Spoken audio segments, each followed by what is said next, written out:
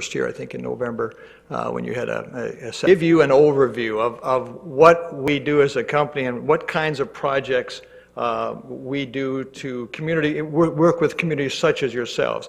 Not really sure what things that you might be looking at in the way of physical, sport, recreation, culture kinds of projects, but give you some overview about these are field houses, these are convention type facilities, these are ice rinks, these are combinations, these are event centers, things that we've done in the past, something that we were doing in Pensacola or hope to be doing in Pensacola by the end of this calendar year, but just to give you some idea about a general overview of different types of projects and then see if there's some interest from your perspective to look further.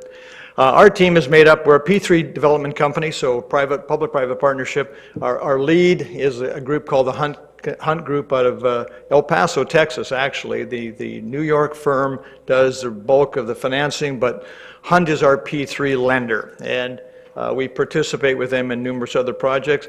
ICC, International Coliseums, is our company. Dave McPherson is our rep here in business development person here in the Southeast.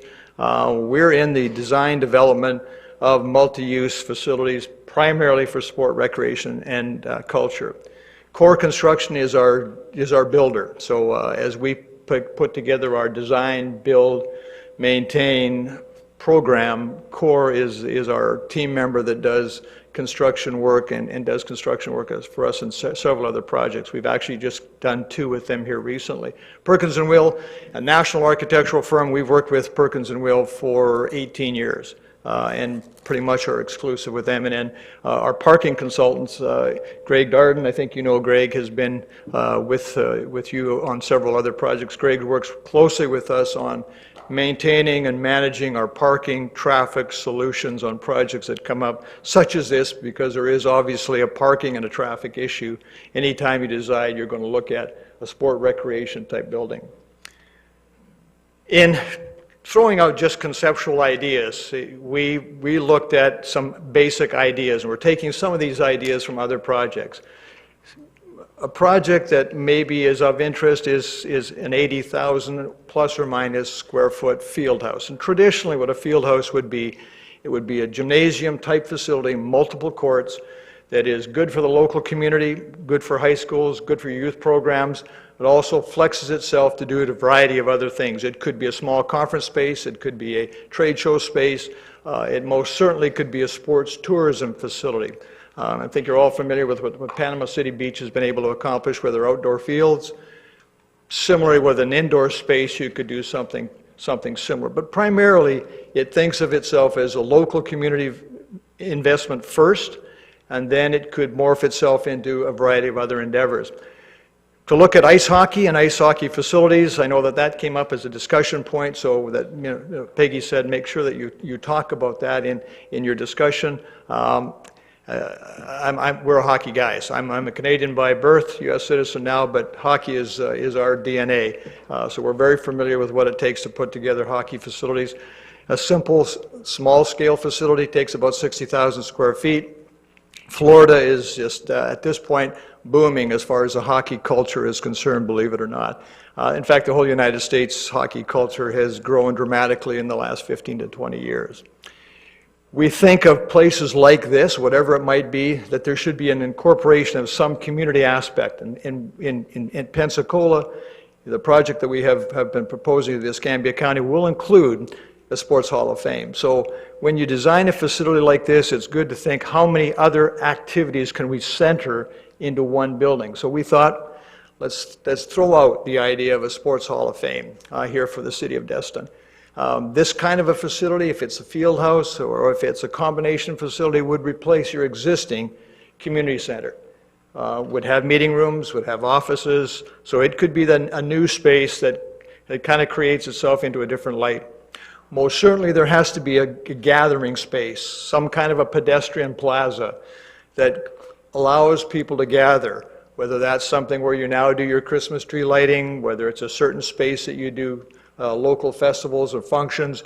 It all could be centered around this one common theme area. Parking's always a concern, and parking most certainly is important in these kinds of facilities. Access, egress, frustration for people who can't get in and can't get out. So we always think about parking when we do something like this. Other ancillaries, a hotel. More hotels probably come along the way when these kinds of facilities get developed. And what does it take? It usually takes at least a 10-acre site to do anything of any substance. So, I'm going to give you just a quick overview. Field houses. Primarily, as I said, they're indoor spaces, hardwood floors, designed to be large-scale gymnasiums with multiple courts and all kinds of other things that could go on in there with them. This is in Rocky Mount, North Carolina. This, it's hard to see, but basically there's a number of basketball courts to the left. I think this is this thing. Yeah. So on the left-hand side, a number of basketball courts. On the right-hand side, still in the same building, is a large spectator space facility. So this could be, in this case, a one basketball facility, or it could be a concert facility. This is another one in Rockford, Illinois. Basically a larger field house space. Again, primarily catering itself to volleyball, high school volleyball, club volleyball, basketball, cheerleading, wrestling, multiple courts, all that are flexible enough to do other activities as well. Another one here is in Williston, North Dakota. This is kind of a little bit more of a monster type field house building because it involves, in Williston, everything really needs to be indoors. So this has an indoor surface, turf surface. It has multiple activity courts for volleyball, basketball, indoor tennis. Also has swimming. So again, a field house could be any different number of descriptions, all under one roof, some type of indoor venue. One in Jacksonville, Florida that was positioned, not constructed, similar. Has some indoor spaces, has indoor roof spaces with turf, meeting rooms, some gymnastics areas. Again, an indoor space that could be a variety of different activities. This is one we just finished with core construction in May. It opened up in May of this year, and it's a school district. So the Colorado River Union High School district floated a bond issue for about a $36 million indoor field house project. And so the school district owns the building. It's a large 125,000 square foot field house owned and operated by the school district. So it first and foremost caters to the schools, secondly to the community, and then it opens itself up for commercial enterprise. So in this case, we have about 4,500 fixed seats in this indoor stadium. First of all, it's high school football. So the district has two teams, two high schools, so they play their home games inside a facility that seats 4,500.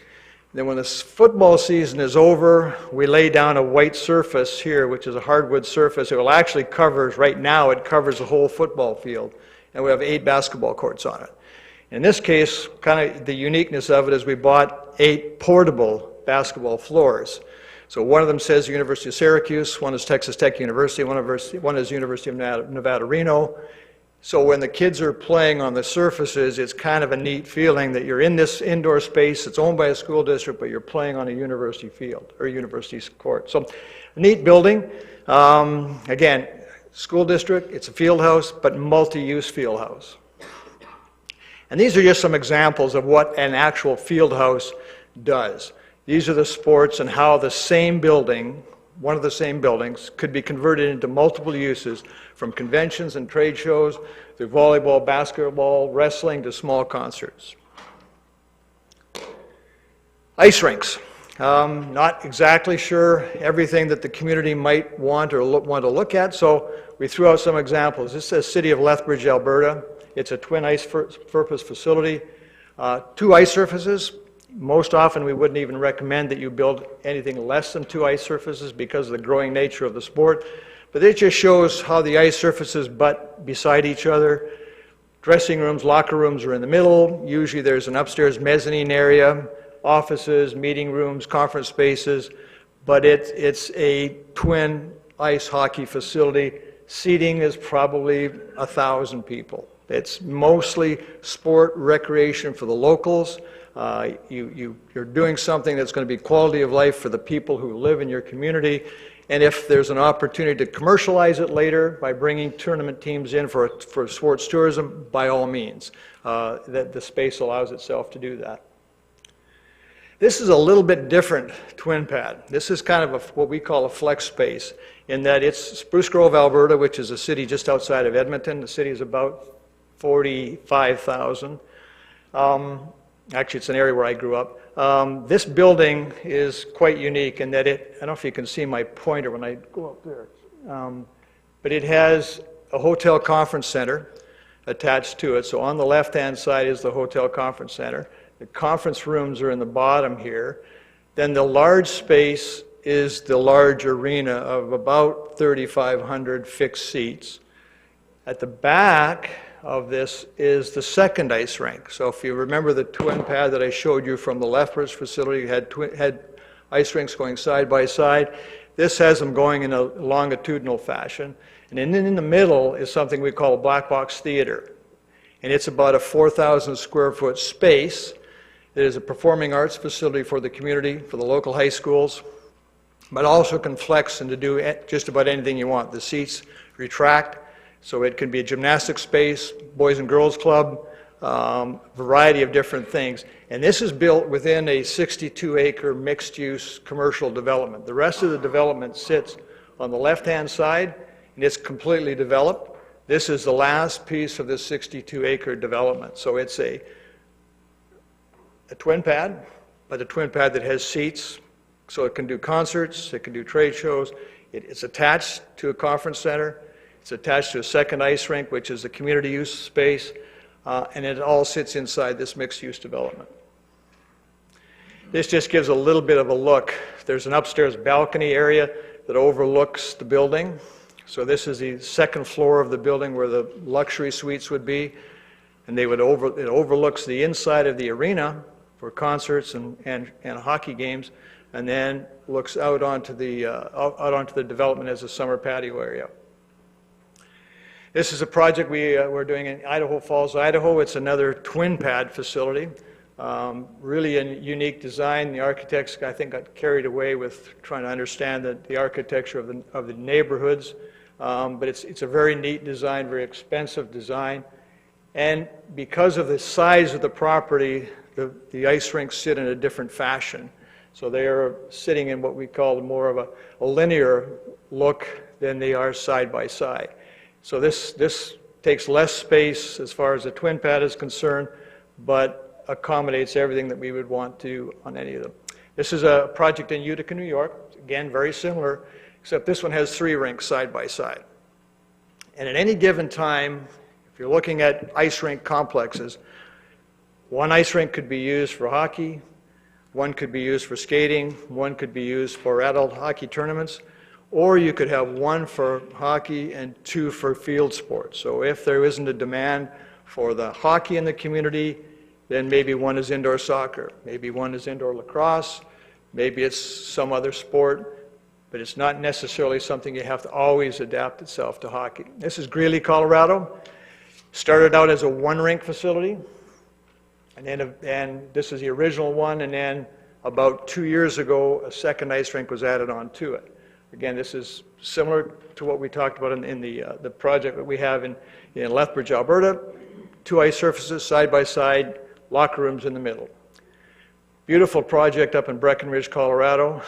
Looks great in the architecture that's there.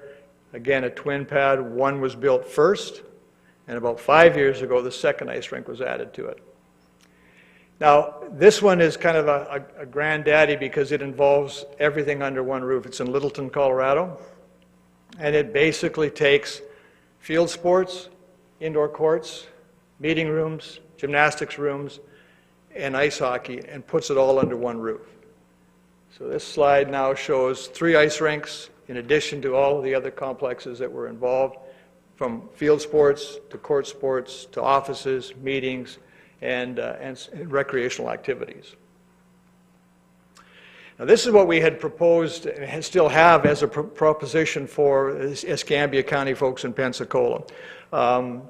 We have positioned a new event center, a smaller event center of 6,500 seats here, a plaza area in the middle, a festival space we call it, in the middle of the two, and the field house of about 100,000 square feet sits on this here far left-hand side.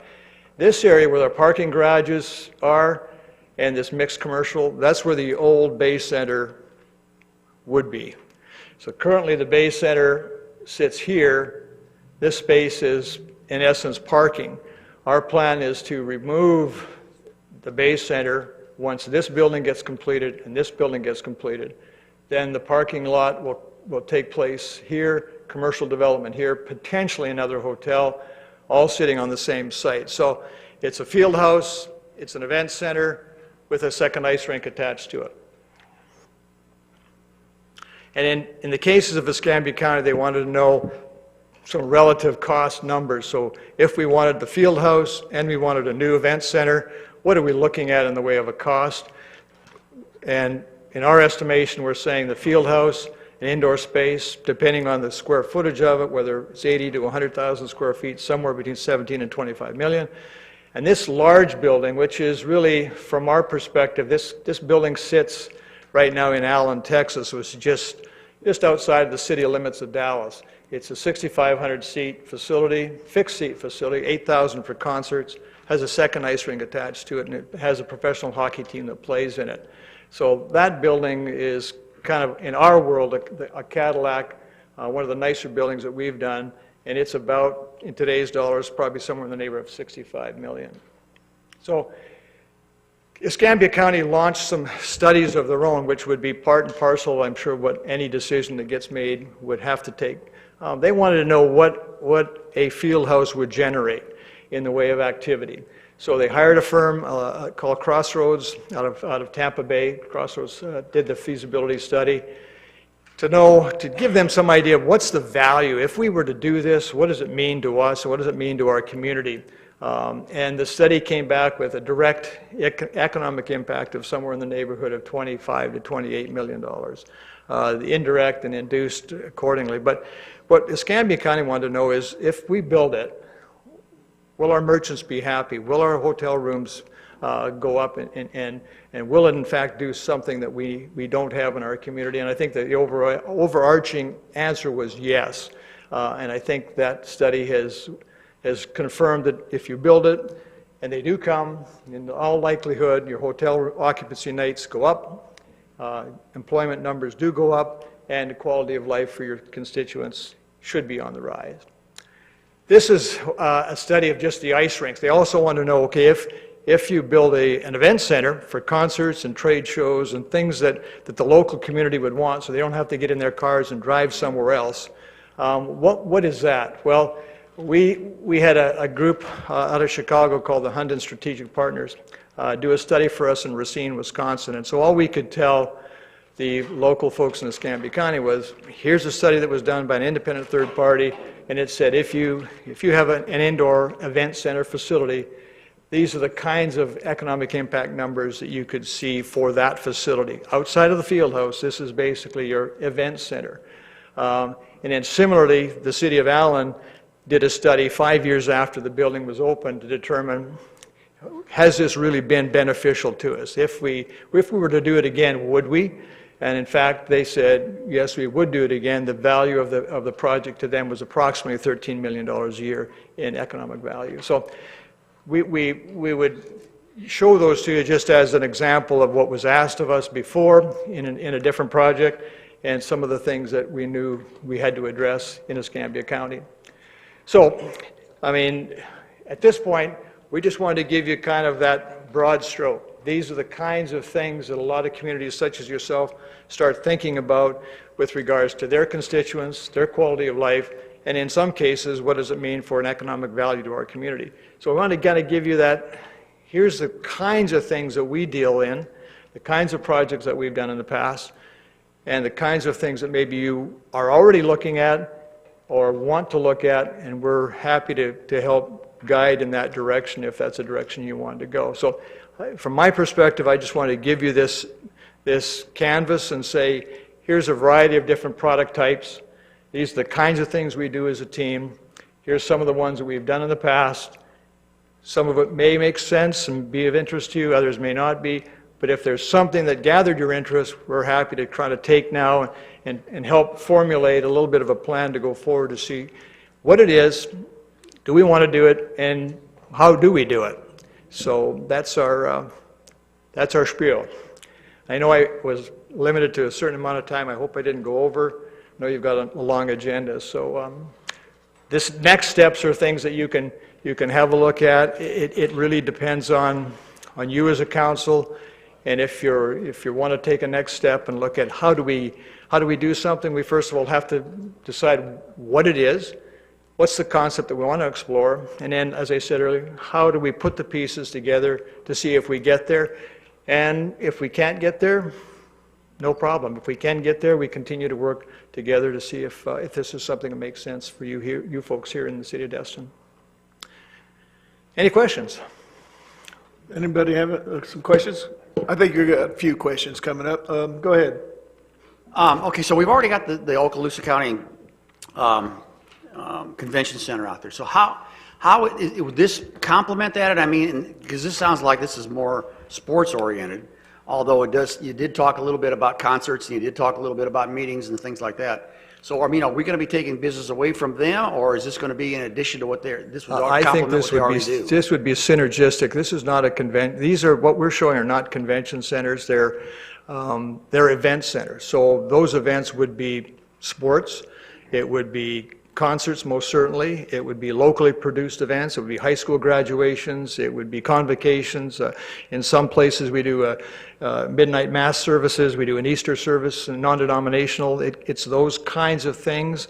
But it's not set up to be a conference center. The project in Allen has a Marriott hotel beside it with 20,000 square feet of conference room space attached to it. And what happens in Allen is we co-opt. So they'll be hosting some sort of a convention at the hotel, and they'll use our floor space for trade shows. They may use the floor space for their opening ceremony. So if it's a speaking engagement of 1,000 people, they'll put 1,000 people on the floor, a stage at one end. They'll use that for the introduction, maybe clean it off, and then we could feed everybody on the floor. In that kind of, so most often things would work synergistically. It wouldn't be, this wouldn't be a conference center. What we're talking about, none of these would be a conference center. Okay, the only other thing I had was the 10 acres, does that include the parking area? And where in Destin is there 10 acres that have you looked for a site that would accept something like this? I believe there was a site that was referred to us as probably big enough for the facilities, but the question about parking, no. In most cases, you know, when I said the 10 acres, that's the two buildings with really what we consider to be minimal parking.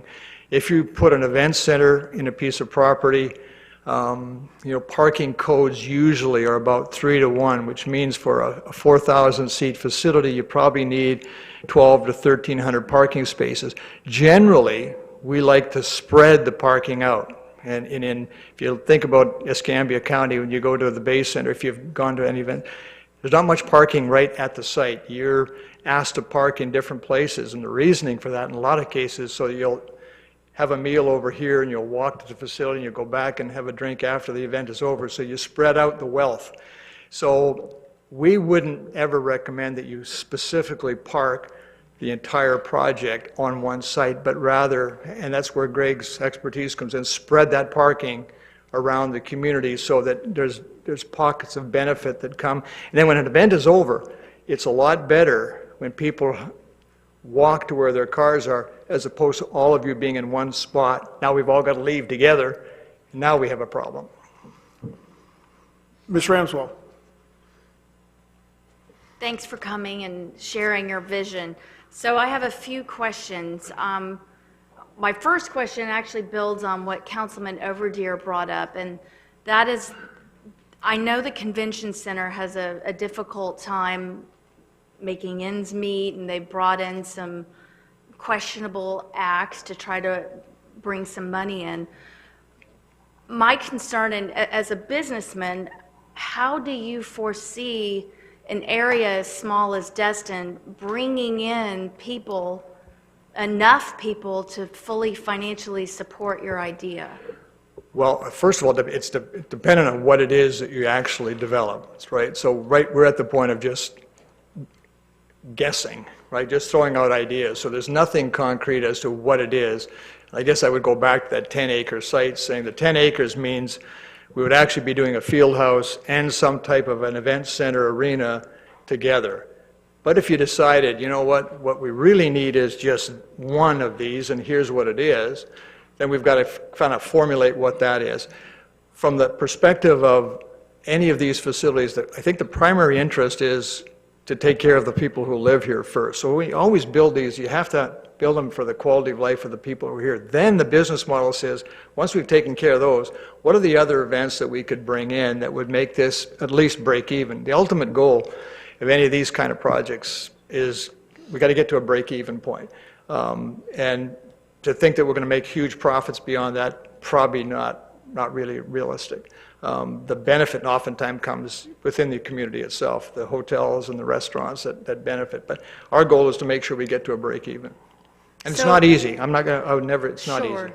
So in your projections or in your studies that you've done, to look at this, what is it that you feel, what sports or what combination of facilities do you feel, based on your research, actually would be supported here? Well, we would think that a mid-sized event center makes sense. And the reason is because there's nothing in that mid-sized category for quite a distance. Again, whatever happens in Escambia County happens, or doesn't happen, I'm not sure. But really, if you look at an indoor facility that would seat 4,000 or 5,000, probably there isn't something that really we think competes when it's a new facility in a new market. Again, site-specific is important too, but we think that's primarily the focus. Now, I'm not discounting the indoor fieldhouse type product, because today's sports tourism business, in addition to what you would want this for with your high school kids and local sports programs, sports tourism, basketball, volleyball, wrestling, cheerleading is a massive industry right now, and not going to go away anytime soon. Parents will come. We had an event in Southern California over Thanksgiving where there were 440 soccer teams for a Thanksgiving Day tournament weekend. So 440 times at least 10 kids times how many parents? So that's a huge deal. So sports tourism is moving. There's no real indoor facility here. I know Panama City Beach have talked about trying to do an indoor to complement their outdoor, but there isn't one. So Foley has one that's probably now a little bit smaller than they wish they would have. So that also is something that kind of sits in that to be considered. So we haven't made any decisions at all. We're just, these are the things that are out there. We think the market is a good one for something like this, but we also don't want to push. We want to work together to see what might be the most beneficial for the area. So my concern would be, we already have a major traffic situation, particularly right where the community center is. And I can't imagine that there was enough infrastructure that could be built to be supported in that one section. And then I think about the size of that property, and then you think about parking. But where I'm headed with this is, and I'm sure Gary's already knowing where I'm headed, I'm part of Destin High School, Inc. The council, helped us put together a committee to start a high school here in Destin. Okay. And one of the people we've been working with is the owner of the 20 acres, including Old Time Pottery. That is 20 acres. And you've got Main Street there, so another sort of major road. That might be an opportunity in a much larger space for something like that. And I could see some sort of partnership between the city to have maybe indoor soccer field or something. I know soccer's hugely popular, and they've done a terrific job of bringing in a ton of tournaments. And then obviously something to help support a high school, like a football team or some. I can see how that might be a great partnership to help build a sports center that would help our city and the high school. Well, I mean, when you brought that up, the project I showed you in Bullhead City, Arizona, is a joint partnership between the city of Bullhead City and Colorado River Union High School District. for the same reason. It's in between the two high schools. So it sits on Highway 95, which is a state highway, in between two high schools, but it's used by the high schools first, and then it's used by the city parks and recreation program second. And that is kind of how this thing, that's how the bonds were sold. I think if they would have gone out and tried to sell the $36 million bond issuance just on the fact that it was going to be just for the schools, it wouldn't have flown. So together, they put it together saying, city is going to do this, school district is going to do this, this is how this might work. So I think most certainly joint venture, even to the county level in some cases, putting together a program that says it's county, school, city could help. And just to let you know, the Pottery Barn location is exactly what we have in mind here. Yeah, I figured there was no other location that large. Well, that's the only location to offer you all the opportunities to have a wider variety of options as well, whatever we would decide. You know, you're not limited by property size going down that route. Mr. Braden and Mr. Morgan, when you're done, Preble, if you have some more questions, go ahead. I was just going to say, I am very intrigued by this, and if it's something the council is not interested in pursuing as part of a city project, I would be most interested in speaking with you about pursuing it as part of a school, county type project. And I am personal friends with the owner of that center, so. Okay. Well, thank you. Thank you very much. Mr. Braden. Thank you, Mayor. Yeah, I have the same concerns that some other council members have. I know the convention center, we have 6 miles here, can hold a lot of the events and that you had talked about earlier. And I believe that convention center is actually, dying of a slow, horrible death. So I don't know. Something like this would be amazing, but I don't know that it's for Destin. I think Destin would be more like an aquarium, would suit us better. I just don't know. Well, I mean, I never ever second guess anybody's opinion. Years ago, we approached the city of Dodge City, Kansas, with this idea of an arena. Dodge City sits, if you know where it is, it's home of Wyatt Earp, but it sits in the middle really of nowhere. You are in Kansas and you're 3 hours to Wichita, 6 hours to Denver, about 4.5 hours to Oklahoma City, even further to Amarillo. And their council became intrigued with just the idea of why not Dodge? So they had a campaign that went out to the voters in the county that why not Dodge? That was their selling feature. Why can't we have something? And it wasn't easy. It took, from the day that it started till the day we built the building was almost 10 years. But it was a concept that said, well, why does Wichita get everything? Why does Hutchinson, Kansas have? Why does Salina have a building? They're not that much bigger than us.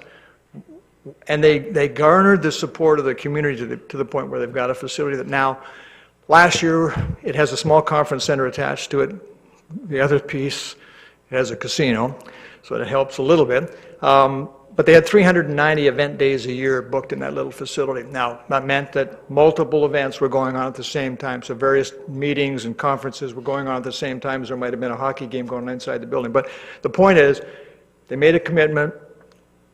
Why not us? Struggled hard to get it done.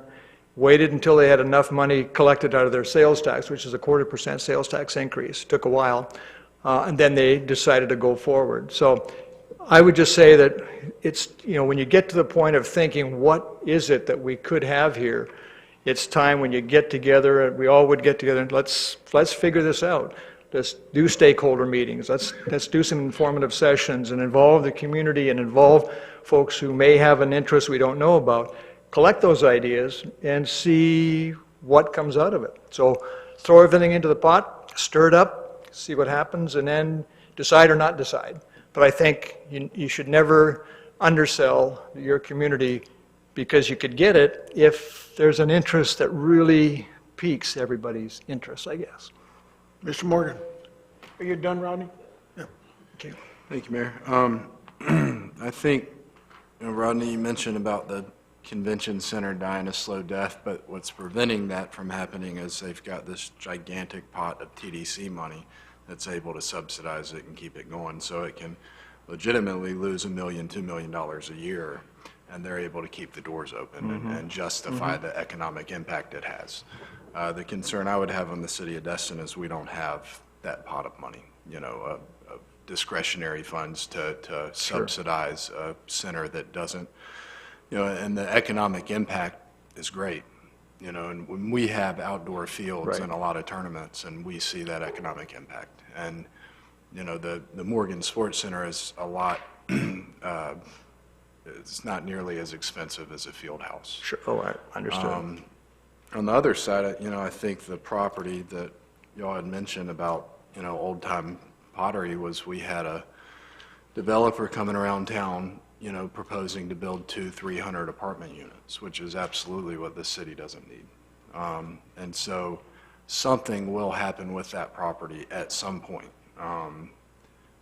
And the revitalization of that shopping center, I don't think is going to happen, and I think the most meaningful development we've seen in Destin are apartment complexes, and this is an alternative to that.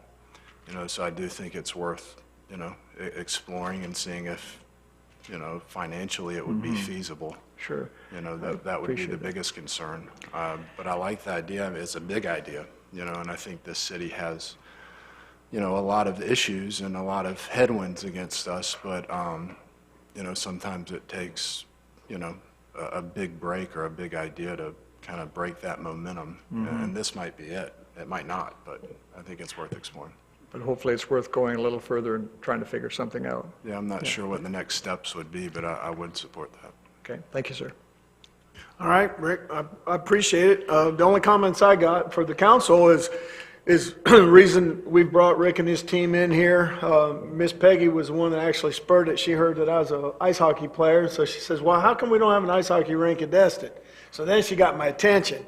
And then as these guys have talked and gave us some considerations, I took a different view outside of my own selfish ones of wanting professional ice hockey or ice skating in Destin or the kids on Eglin and Hurlburt that come from up north participating in youth hockey versus driving to Pensacola like they do now. I just felt like this, building a project like this, whatever it turns out to be, would be a gateway to our town center CRA. It fits in with our undergrounding of Highway 98 and changing the appearance of 98 as you drive along, because instead of the Pottery Barn and Pepitos, you would see a well-designed, thought-out facility and nice landscaping ambiance. I think it would provide a first-class facility for our residents and our kids who are presently in a building we built 32 years ago now on a small little piece of property that's located in one of the most congested areas in our city. This would bring our town center actually in the center of our town, which is a community center in the center. It's right around the corner from our new high school. Speaking of high schools, usually high schools have wrestling, track, volleyball, football. I like to think big. I like the idea of a twin sheet ice and then being able to use it for indoor football practice and that kind of stuff. So like Mr. Morgan said, sometimes you have to think big, and money will always make us think a little smaller probably at some point, but when you do three-peat projects, you need to grab for the ring, the golden ring, and then let reality dictate exactly what takes place. So I think what they've done here is provide us something to talk about, and maybe working with these guys. I know community outreach is big, is in the next step. So maybe we could plan a workshop here soon down the road and talk about what are the next steps. Love to help you in whatever way you could. Thank you, sir. I think your presentation, and I just want to remind everybody, when we do our public comments, now that you've listened to some of these ideas, feel free to weigh in when given that opportunity. All right? Thank you. Thank you, Rick. Thanks. All right. Mayor, if I may, the previous presentation from the Parks and Rec Committee, there's actually a recommended motion, which is to approve fiscal year 2019 annual report and fiscal year 2020 work plans. And that's for our Parks and Recreation Parks and Rec Committee Committee, sir. presentation. So moved. I have a motion, I have a second. And any further discussion on that? Seeing none? Thank you, Ray. That's why we pay you the big bucks. Sorry, Teresa, we forgot. See, you can see where my mind was. It was on ice hockey. Vote is unanimous, so moved. All right, well, seeing how our presentations are done, we will move right into our public comment period. I've got 3 cards, and I'll go through those first, and then after that, I'll look out in the audience, and anybody that would like to come up to the podium, and I know Miss Peggy does, I'll recognize you one at a time, and I'll just remind everyone that just state your name and where you live, and then you'll have 3 minutes to make your comments. First up, and this is a agenda item on Agenda 4A, Carrie Harburger.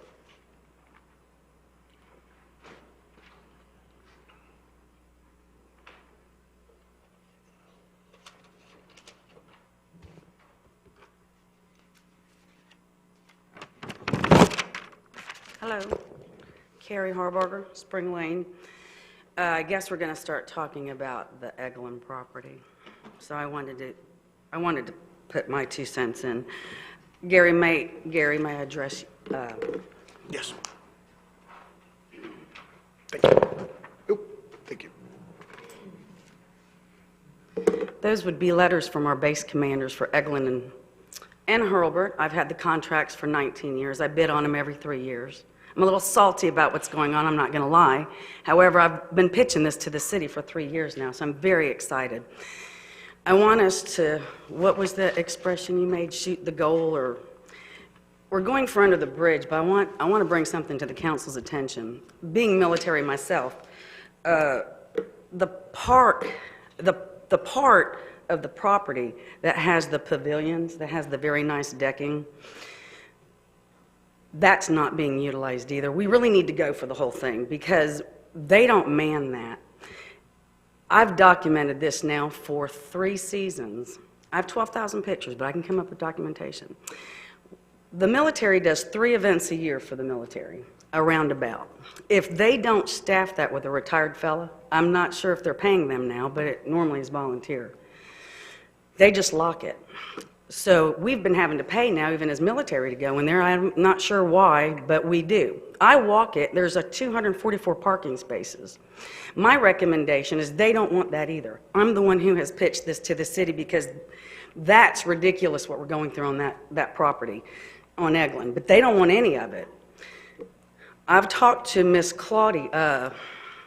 Valerie Cawthorn, and she informed me, which I'm going to officially inform you, that they fully intend on stopping the traffic from leaving up under that bridge and going to the pavilion, drive out, and so the people can cut across to the median and head west. They will be routing all the traffic to Destin to roundabout where you're fixing to talk about a intersection in Stallman. That's reality. So I really want to see the city get this. I'm tired of fighting it. I've lost friends over this, and I'm okay with it. I fought for this. This was my contracting. But furthermore, we need to take the pavilions. There's nice decking there. There's 2 bathrooms. They don't want it. My suggestion, not to take it from the military, being that there's so many parking spaces, is maybe if we could accumulate that as well, is maybe leaving reserved parking for military and saying we would give up those 3 events. When I tell you there's only 3 events, last year they only did 2. I document everything. With that being said, even if you took 40 spaces, I have not yet to see 40 military people just go hang out there. Even Memorial Weekend, all weekend it was locked, gate locked. 244 parking spaces. They don't have anybody to man it. They don't want it either. So let me encourage us to go for the gusto. I know my time's up, but this is pretty important to me. So let's go for the gold, as you say. And that was it. If there's any questions, I'm full of answers to this property. It's been a nightmare for me. I don't lease the land. I have the rights to vend on it. I've been the only person that have had the rights to vend on it. It isn't a gift or I'm not entitled. I bid on it every 3 years. I pay for it every month, and I insure it to the tunes of millions. I watched another business make are you ready? $1,000 a day, documentedly, a day. They took my business and they turned it into a parking lot. Nobody came to my defense. Nobody knows who's in charge. Nobody wants to even talk about it. The only people that did anything in code enforcement or any type of thing for the businesses that had to suffer the impact of that drama was Mr. Forgione. And I want to thank the city of Destin for backing your local businesses on this. But I want to encourage you to go for that property. It's well worth it. It's got 2 pavilions, it's got great decking, it's got bathrooms on both sides. You could even put a vendor there, but they don't want it. I promise you, I go all the time. So they can't even man it. All right. Okay? Okay. Thanks. Well, and you'll have another opportunity to talk about it after we talk about it. I'm not sure, I still don't feel real good, but do you need that? I just wanted to. Um, Some people I- were a little questioned, like, why am I I tell you always what, in Carrie- that? Because it's my lease. Get a copy of this to Ray. Yeah, those are from and the commanders. Get a copy of this to Ray so he can scan it and send it to all the council members so we can Yeah. take a look at it. Yeah, and All I right? appreciate y'all just Okay. to keep the lease under, or the. All right, thank you, ma'am. Thanks. Appreciate it. All right, next I got 2 yellow cards, then I'll check out the audience. First up, Karen Lugo. After that will be Jonathan Charisma. I hope I didn't butcher your name, Jonathan. Karen Lugo, 100 Sandprint Circle. I'm here tonight about a question of short-term rentals and equal treatment. The City of Destin has been very active in regulating short-term rentals over the last year and a half.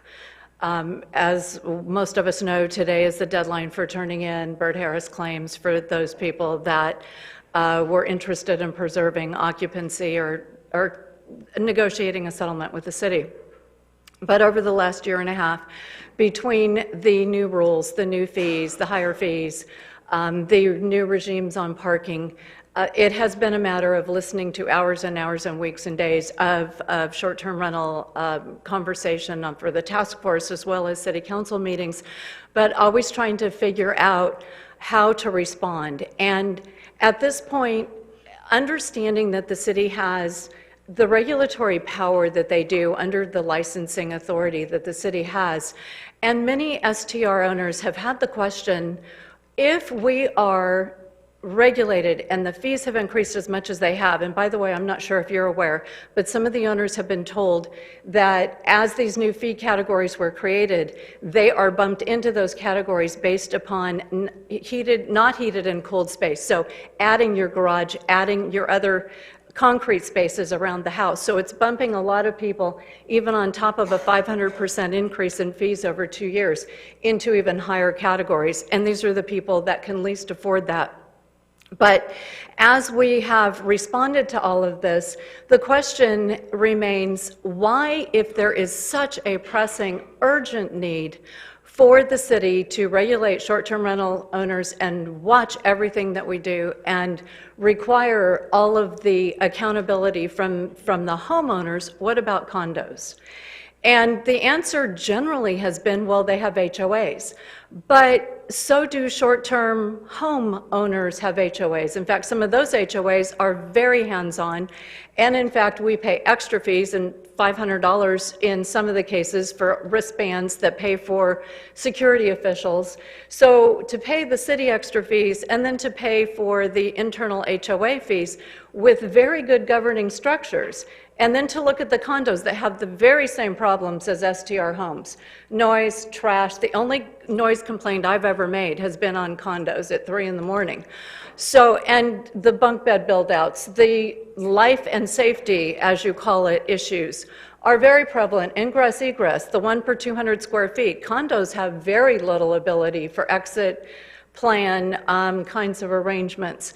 So the question has been pressing more and more as the regulations have mounted, and there have been more conversations with short-term rental task force individuals. What about condos? If this is a legitimate concern on the part of the city, why such intense regulation and scrutiny of the homes and absolutely nothing when it comes to the condos?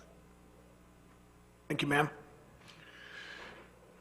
All right, no comments. Up next, Jonathan. Yes.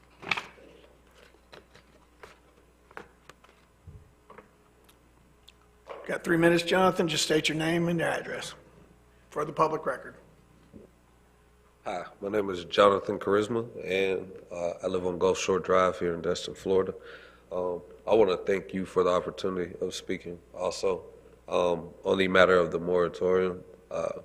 In 2018, I set out to embark on a business endeavor to open a pontoon rental company. At the current time, I was playing professional football, and I could not balance that with being here and a career in football and trying to run a business, and it was pretty hard trying to do both.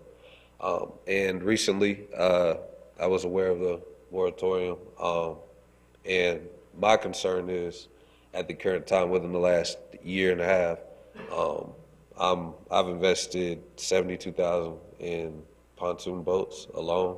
I've even leased a property here in Destin, and also I'm currently paying a marina to keep the boats and materials that were proposed to start the business with.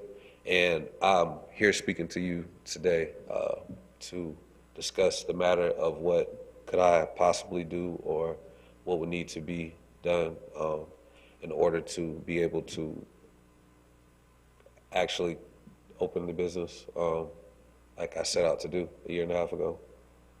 And I don't think I need the full 3 minutes. I got to the gist of it pretty quick. Would anyone like to address? Yeah, if you want. We have a process under the moratorium ordinance where you can speak with staff and we can go over your options. There's 2 exceptions to the moratorium for hardships that we can talk about. Okay. Is there a time and date to where I could specifically do that? You mean you want to make an appointment? Do I need to? No, you can show up anytime at the annex, this building over here, at the window right outside these doors. Okay, and that's during normal business Yeah, hours? it's 8 to 5. Okay, thank you so much. You're welcome. Again, thank you for allowing me to speak. That's all I need. Thank you. Thank you, Jonathan. Now, that's all the cards I got, so I'll take a guess from the audience. Sir, would you come up? Up? You want to? Turn off the mic. Oh, okay. He's coming up.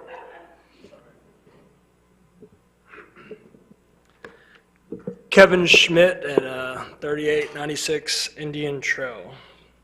Good evening, Mayor, council members. I am speaking tonight as the Vice Chairman of the Public Works and Safety Committee. We recently had a meeting and I was not able to get this item added to the agenda, so I'm here during this section. The item that we recently met at our meeting and made a motion and voted on it to approve it is in direct relation with item 4C, the airport guardrail design. So I'm sure we are all aware that Airport Road is a very hot topic over many years now. Specific individuals, even on the City Council, have been working on it for probably 6 or 7 years. And I myself, as well as other Public Works and Safety members, have been working on it for a handful of years as well. In recent year, we're more aware of the issue as FDOT has begun plans to implement some design and change things on that curve. And due to that, the city has also decided to try to put some preventative measures, i.e. the guardrail system that they are up for discussion tonight. Mr. Bailey has sent out an item, a picture, just recently. I'm not sure if you have it or not, but what that is a sample from City of Fort Walton Beach of one of their 2 flashing speed limit signs that they installed on Hollywood Boulevard to help fix some speed enforcement issues on Hollywood Boulevard. And they have actually reported that they have seen success from those installs. As you might have read so far, the task order that is being presented tonight to execute is for design, the design only of the guardrail system for approximately $32,000 or not to exceed that amount. After that design, if it was happening and if it was approved to go on and build the guardrail system, you might have been told or will hear that it's approximately $60,000 to $70,000 to install the guardrail systems. Close to $100,000 invested in that. And as a reminder, there's no guarantee from the Florida Department of Transportation that when they do their install, or their upgrades, that they will not remove the guardrail system or change it. Potential $100,000 thrown away whenever they go under construction within a year or two. So we know the guardrail system will help prevent people from crossing over the median, using the NASCAR type wall to prevent people from driving through it. But ask yourself what's going to happen similar to the fence along the airport, what happens when people do run into it, and they do destroy it. It gets torn up.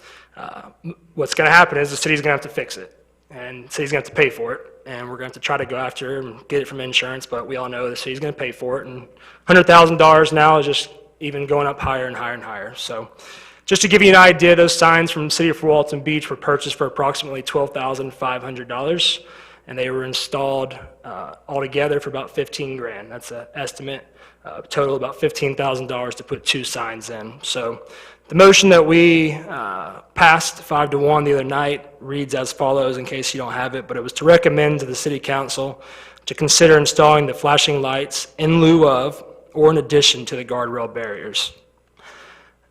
We hope that you take in consideration before immediately executing a $30-something thousand contract just to design something that might ultimately be torn up or have to be fixed and replaced over and over and over in the next 12 to 24 months.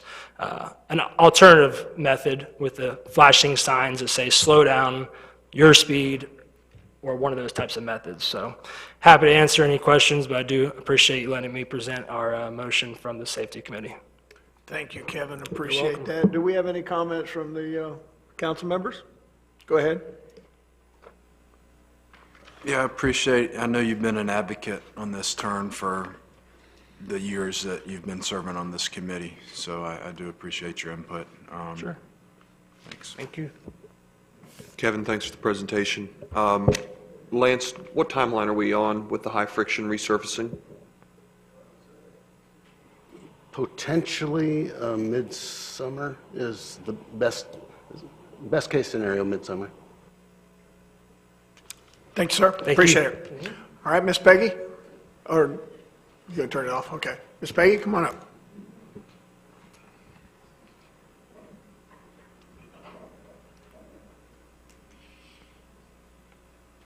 They turned the button off, so now you're going to have to turn it on. There you go. Just state your name and where you live.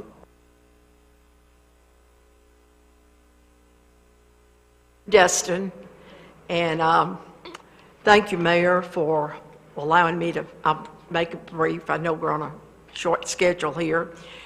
And just also want to thank all the department heads that really make the city work, is what I say, so thank you all.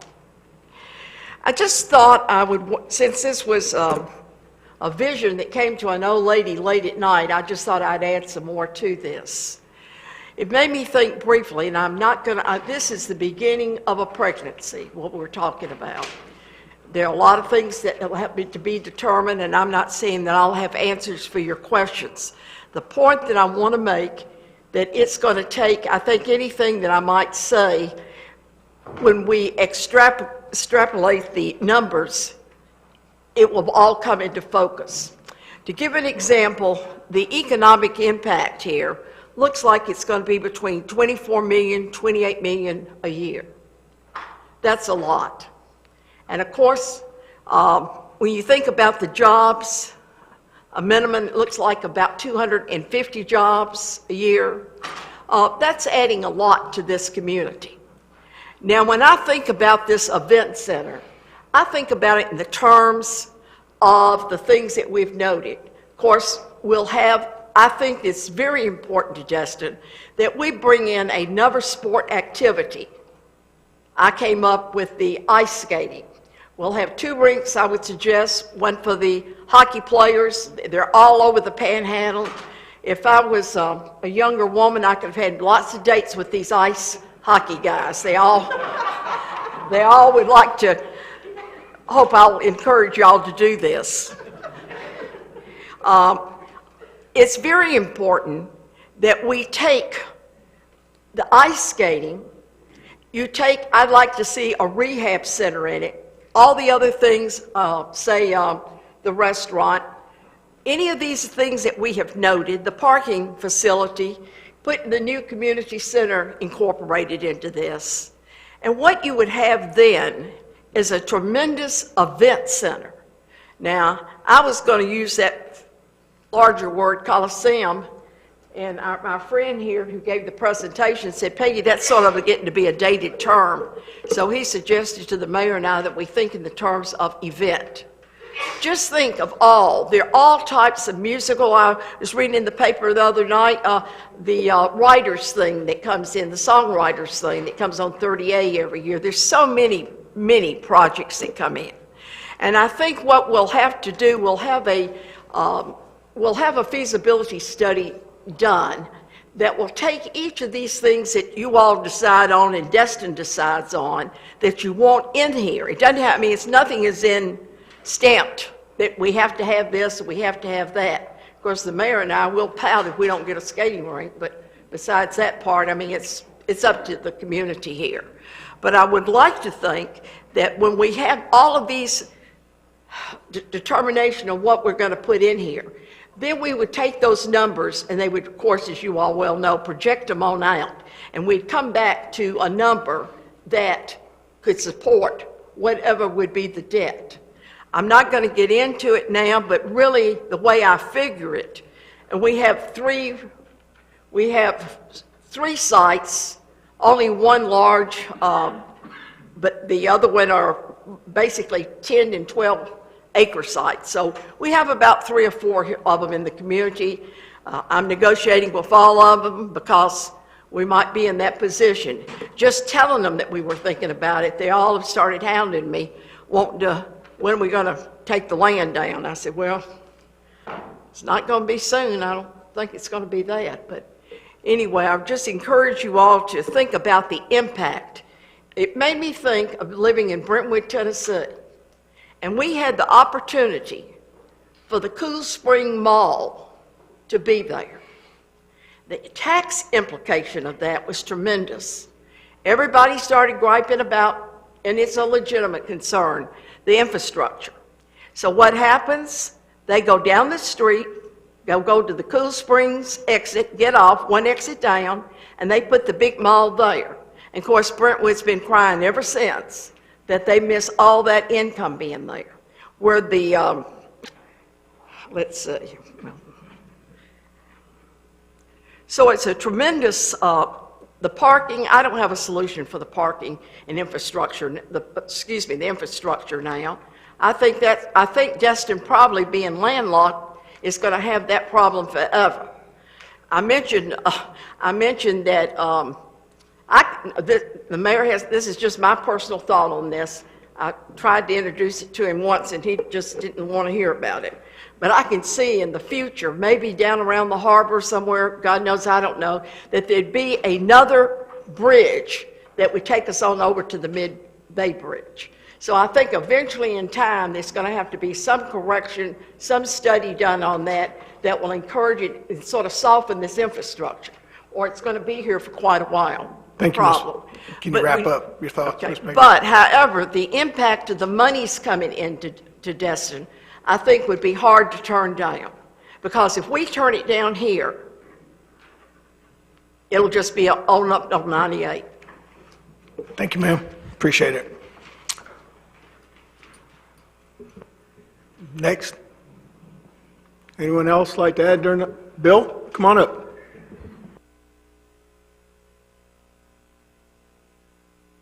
I couldn't see you way over there in the corner. That's not your...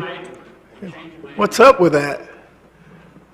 I'm used to you being front and center. You're easy to see that way. Well, yeah, I know, but I'm hiding. Well, plus that red jacket matches that red dot behind you. Go ahead. My eyes a lot of mornings, too. Bill Reddington, Vintage Circle. I was going to say the first lady that got up here and was talking about the Eglin land west of the bridge, I think she has a terrific idea in terms of going after the military structure that was there and destroyed during one of the hurricanes enough so they never rebuilt it. My concern when I first heard about this was the fact that I've been swimming in that inlet there back when I was young, and it about put me under. So if you're going to have little kids swimming over in there, I don't know how many 12 lifeguards you're going to have in that stretch, but that current there is brutal, okay, when the tide's going in or out. So that's why her thought about going after the military buildings that are there makes much more sense, because obviously the beach there is a lot better. When I first moved here, I had a friend that was retired, and he took us to the beach there many, many times. It was pretty nice to get a hamburger and a drink and all the rest of it and have a bathroom, more importantly.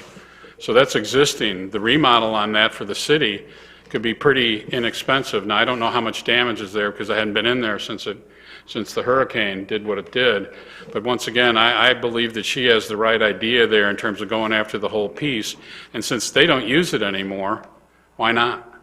So, thank you. Thank you, sir. Anyone else in the audience? Like, you'll have another opportunity at the end of the meeting to speak? Didn't you already speak? Or you did a presentation? Did she already speak? Yeah, she did. She's going to come back. 3 minutes. She has to promise to be fast. Okay, yeah. Gotta be fast. Carrie, I'm so glad you brought that up again. We had talked so much about the aquarium. Let me tell you how we can tie it in just real quick. We live in a fishing community and we offer the greatest quality of the species of seafood. It's the second largest, isn't it the second in the country of the quality of anyway, the aquarium, we could tie it in with the museum, which would tie it into the fleet, and we would actually be a real fishing community again. And when you go to Tennessee and Gatlinburg, their aquarium's so big the sharks fly over and the kids are, and let me say, Prebbles, I'm sorry, Mrs. Ramswell, perhaps we could do the marine biology. We could get these kids into science, because that's how my kids got thrown into this ecosystem. My kids are science geeks over this. Great idea, aquarium. Thanks for bringing that up, Mr. Braden. Thank you. Thank you, ma'am. All right. Any further comment? No public comment. We'll close this portion of it and move right on. There'll be another opportunity at the tail end of the meeting for people to share any of their thoughts concerning any of the actions or ideas or comments made by the council tonight. So, 7:18, should we take a break before we get into, or should we go? Take a break? Let's take a 5-minute recess.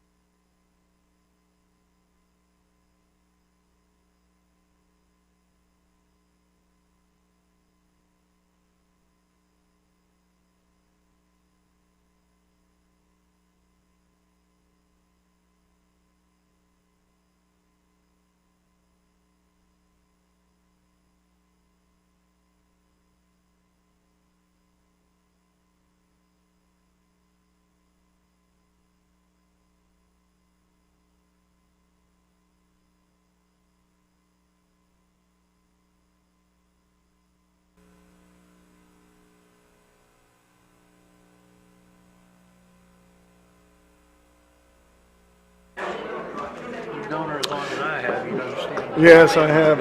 All right, could I have everybody take a seat? We're waiting on our city attorney, I guess. Here he comes. All right, at this time, I will go ahead and call the meeting back in session.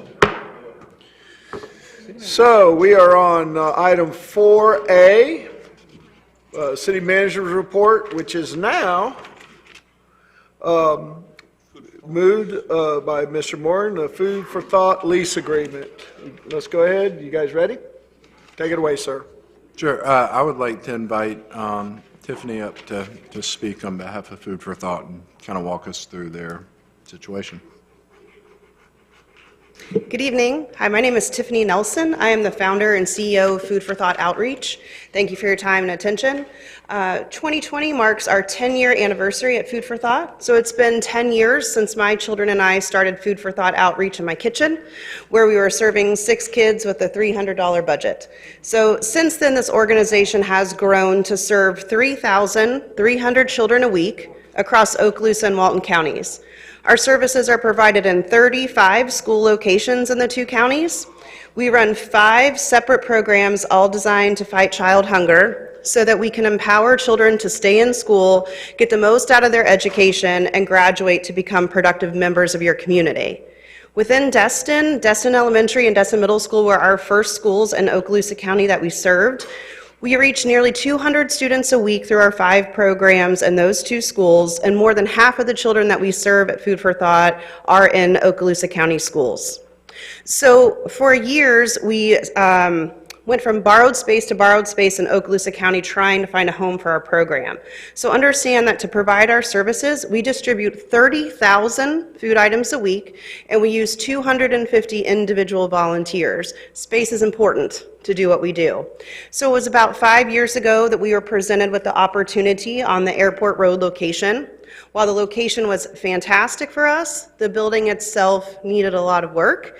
I see some smiles, you know what it looked like. So Food for Thought, in partnership with the Destin Rotary, the City of Destin, and the Destin Chamber, came together and we did an over $200,000 renovation on that location through in-kind donations given to Food for Thought. So since we've been in that location, we have flourished in the community. Our volunteers now have a home. They know where to go. We have 3 employees that are based in that location. In that particular small pantry, we distribute over 17,000 food items a week. And it would be our goal to stay in that location.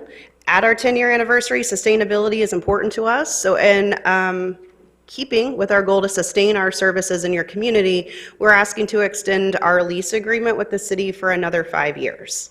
Thank you. Are there questions? Yeah, so, Yes, stay right there. yeah. Mr. Braden. Thank you.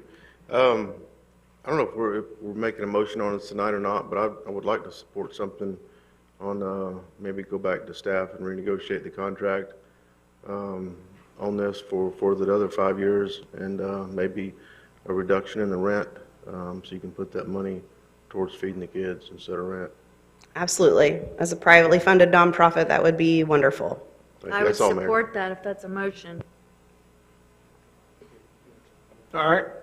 No, yeah, just on their contract, I was going to say that they have 2 one-year options, and I think they're exercising their first, so they've got another This is one-year option. our second. Second. Mhm, we just Okay. exercised our second. We sent a letter that I know the city just signed for. Got it. So, you know, on top of, and she's asking for a 5-year lease, and I know as a, you know, I lease a building for my business, and I'm hesitant to make improvements to that property with only a 5-year lease. You know, I would prefer to have more security in terms of options. So, you know, we'll have a discussion, and any lease agreement that we sign with them, I would like for y'all to have a couple 5-year options instead of these 1-year options to exercise. Yes, that would be much appreciated. Go ahead. Yep. Go ahead, Mr. Destin. I'm sorry. Yeah, I was looking over your lease agreement, and I think probably what the best way to do is maybe renegotiate the terms, basically pursuant to the spirit of what Mr. Morgan said, and I'm really keen on what Ms. Ramswell and Mr. Braden brought up, which is reduction. I know that currently we have a $1 a year lease with the Destin History and Fishing Museum, and while they provide cultural enrichment for our children, I think this is arguably even more important, which is making sure that they're fed.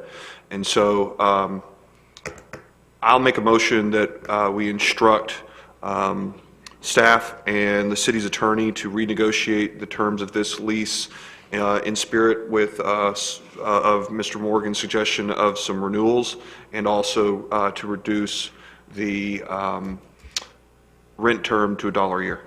Second. I've got a motion, I got a second. Any further comments? I would just like to tell you thank you, and that reduction in rent would actually equal our ability to reach almost 2,000 more children a year. So thank you for your consideration. Seeing no further discussion, let's vote.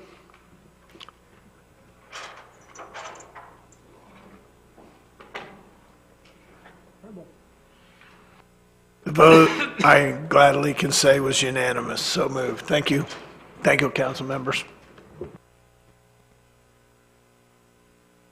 Mayor, I just want to say I want to commend Ms. Nelson and her volunteers. I know for a fact my wife does a little bit of volunteering with you with teaching some of the cooking classes, and you're an absolute force of nature, and we're lucky to have you in our community. Just wanted to tell you thanks. One of our favorite charities, me and the boys. All right, let's go on. We're moving on to 4B, which was moved by our city attorney, memorandum of understanding between the city of Destin and Okaloosa County. Kyle? So, Mr. Mayor, I just wanted to quickly introduce the Deputy County Administrator, Craig Coffey, who is here tonight. And I don't want to steal the thunder from Mr. Bowman, but I just wanted to recognize that he was here to address this if he needed to. Hopefully you can stay in the back, but you're here in case we need you. Go ahead, Kyle. Yeah, I just want to thank Craig for coming too. The county has been a terrific partner in this whole endeavor. As you know, we've been trying to dredge the East Pass for at least a year and a half now. Met many roadblocks. I believe we're close to the end here. As part of the process, we've encountered a situation where the city's permit is pretty much cleared at this point. Regulatorily, it's cleared. We could dredge under it. Financially, however, the city is not a qualified non-federal sponsor. Therefore, we cannot receive flow-through federal funds relating to this project. The county, however, is a qualified non-federal sponsor and can receive those funds. And the county is also funding the remainder of the project. Total project value is estimated to be about $2 million. The federal funds are about 1.5, and the TDC is funding about $500,000. So this memorandum of understanding that I have presented before you today simply memorializes our agreement as it relates to our permit. The county is now a co-permittee with us under our permit, and our duties and rights under the Destin permit. So I'm looking for a motion and the... Mayor, I'll give you that motion. Sure. It's a recommended motion. Ooh, I don't have the recommended one, but I think I can probably get pretty close. That way I can't screw it up. I move to approve the memorandum of understanding between Okaloosa County and the city of Destin for East Pass dredging, authorize the mayor to execute the memorandum of understanding, and direct city staff to take all necessary actions to ensure the East Pass is dredged as soon as possible. Second. Okay, I got a motion, I got a second. Any questions for our partners from Okaloosa County or Mr. Bowman? Seeing none?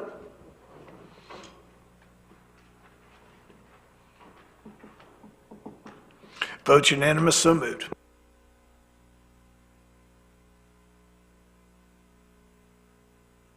We don't get to go home yet.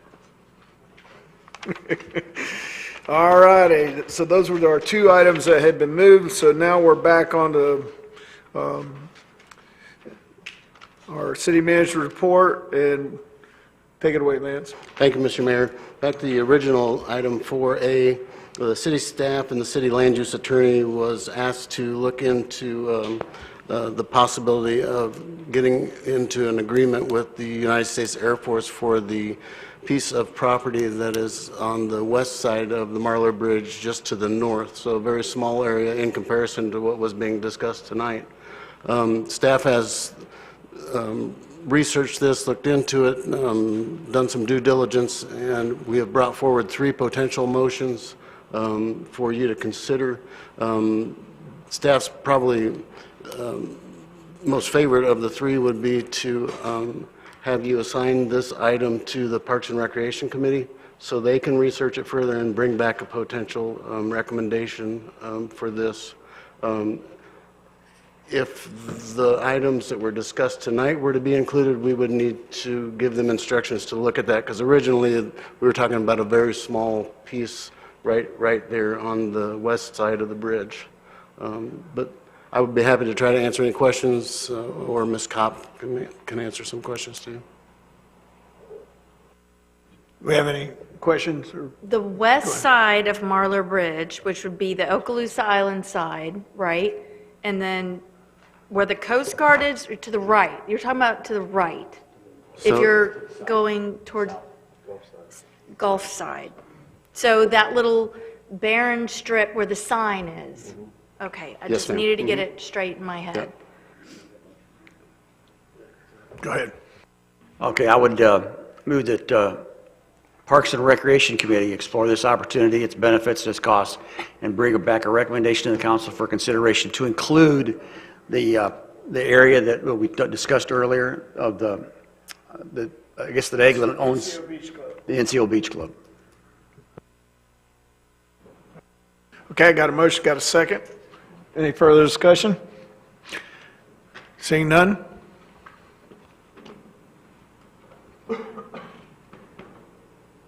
Ayes have it, so moved. Mr. Mayor, item 4B was a request to approve a consultant for building height analysis. Ms. Kimberly Kopp brought a proposal forward not to exceed $18,000, and I can turn it over to Ms. Kopp.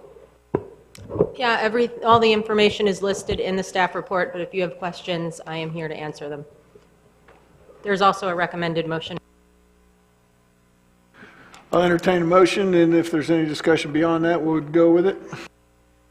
I move to approve the proposal from Fisher Planning and Development Consultants dated January 15th, 2020, not to exceed $18,000 payable from the city's fund balance, authorize staff to make the required budget amendments, and authorize Fisher Planning and Development Consultants to commence work pursuant to the timetable set forth therein.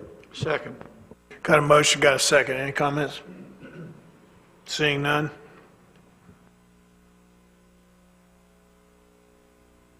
Vote unanimous, so moved. Sir? Item 4C is in regards to the Airport Road guardrail design. Staff was asked to get with Volkert Engineering and discuss an arrangement with them to do the engineering for the guardrail system on Airport Road curve. That took place, or the request took place on December 2nd. Staff did meet with Volkert on January the 8th and has come to an agreement with them that is pending your approval. And that item is before you for consideration tonight, approving that agreement.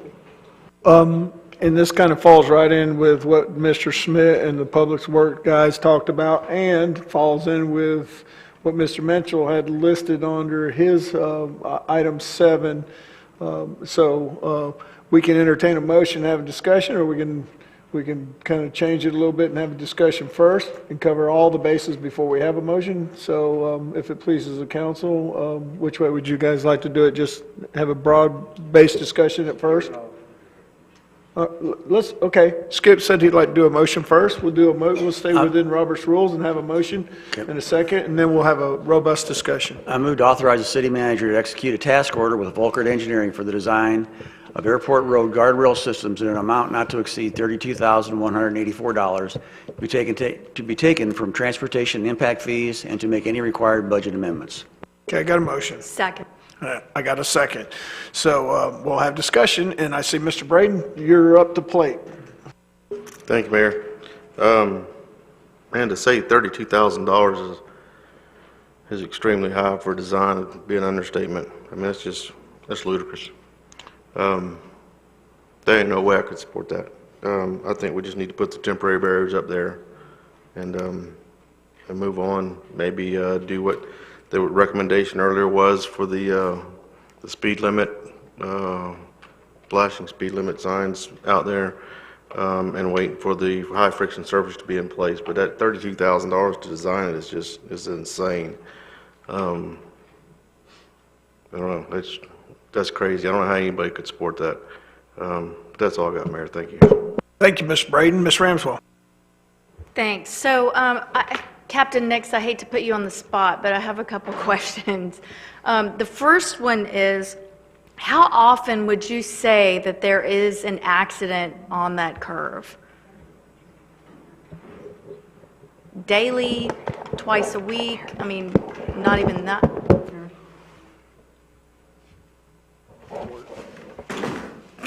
Everything's falling apart. It's worse when it rains.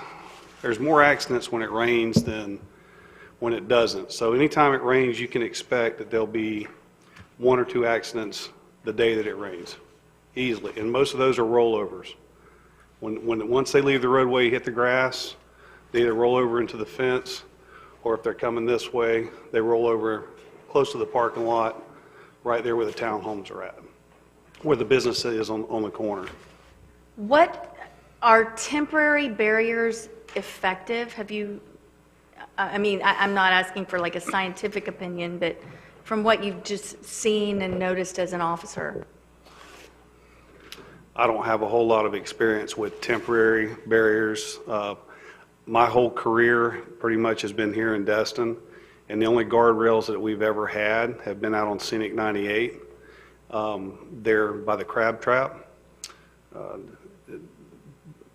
The majority of the wrecks that have been in those curves have been people on rented scooters, and some vehicle crashes. But it causes a lot of damage. I don't know about a temporary, but a permanent, it causes a lot of damage when they're hit. And then, sorry, my last question. How effective do you all find the signs, such as being recommended by Public Works and Safety? Well, the signs that they have, when I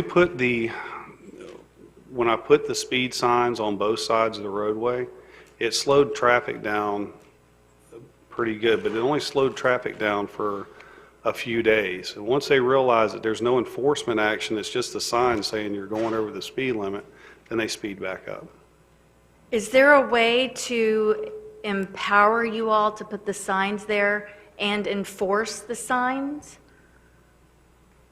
so that people know that you're going to get a ticket if you're speeding on this corner or curb? Okay, so the yellow signs that are on the corner itself are caution signs. They're basically saying the recommended speed for this curve is this speed. It's not an enforceable sign. The speed limit sign, the white speed limit signs that are on the road are the enforceable signs. Which is 35, right? Which is 35. So I don't know if anybody noticed, but when we put the signs, when we put the speed trailers out there, we purposely lowered the sign on the speed trailer to get people to slow down. Even though the speed limit sign was 35 miles an hour, we put it on the speed trailer as 25. It still wasn't an enforceable sign because it wasn't placed by DOT. It would have had to have been put there by DOT in order for us. But what we tried to do is get people to slow down while we're in the corner, while they're going through that corner. The only way we're going to get people to slow down, it's something that I've already started working on, is I have increased the enforcement on Airport Road. I've asked for the deputies that aren't taking calls for service, that have radars, to go out and strictly enforce the speed limit signs on Airport Road to see if we can't get people to comply with the speed limit. I know y'all are real good about giving people some breaks, but I think if word got out that you weren't giving people a break on this curve, that might help too in conjunction with signs and save us some money, maybe even make y'all some money until the permanent fix comes in, which, Lance, you said you thought earliest summer, right? Yeah, that's correct. I was a huge proponent of putting in these guardrails, but now looking at the time it's going to take to implement them, the cost of the design, and all the rigmarole that's going into having them done, I'm now leaning towards something that makes better sense and taking the recommendation of the committee along with seeing if we can get, the sheriff's office to continue enforcement of even the 35, because the problem isn't the people going 35, it's the problem of wet roads and people going 45 or more. The one thing I'll tell you too, from personal experience and from my law enforcement experience, is when somebody hits the guardrail, they're going to come back out into traffic. So you don't have the option of somebody going around the corner, hitting the grass, and then coming to a stop, whether they hit the airport fence or whether they come to a stop naturally. What they're going to do is they're going to go through the corner, they're going to hit the guardrail, and then they're going to come back out into traffic. And when they do that, then it's especially on Airport Road. Airport Road being we had 46 crashes on Airport Road, or 47. And I think we had 46 on Commons Boulevard. So that road is used so much for people trying to circumvent the construction work that's on 98. So it's extremely busy. And with that amount of traffic, they're going to continue to speed up. And you can have a patrol car out there writing a citation with the blue lights on, and they still speed past a patrol car. So. My whole thought process was of trying to avoid a head-on collision, but maybe that doesn't happen as often as it seems like it might. And I'm not even really asking for an answer. I'm just sort of thinking out loud. But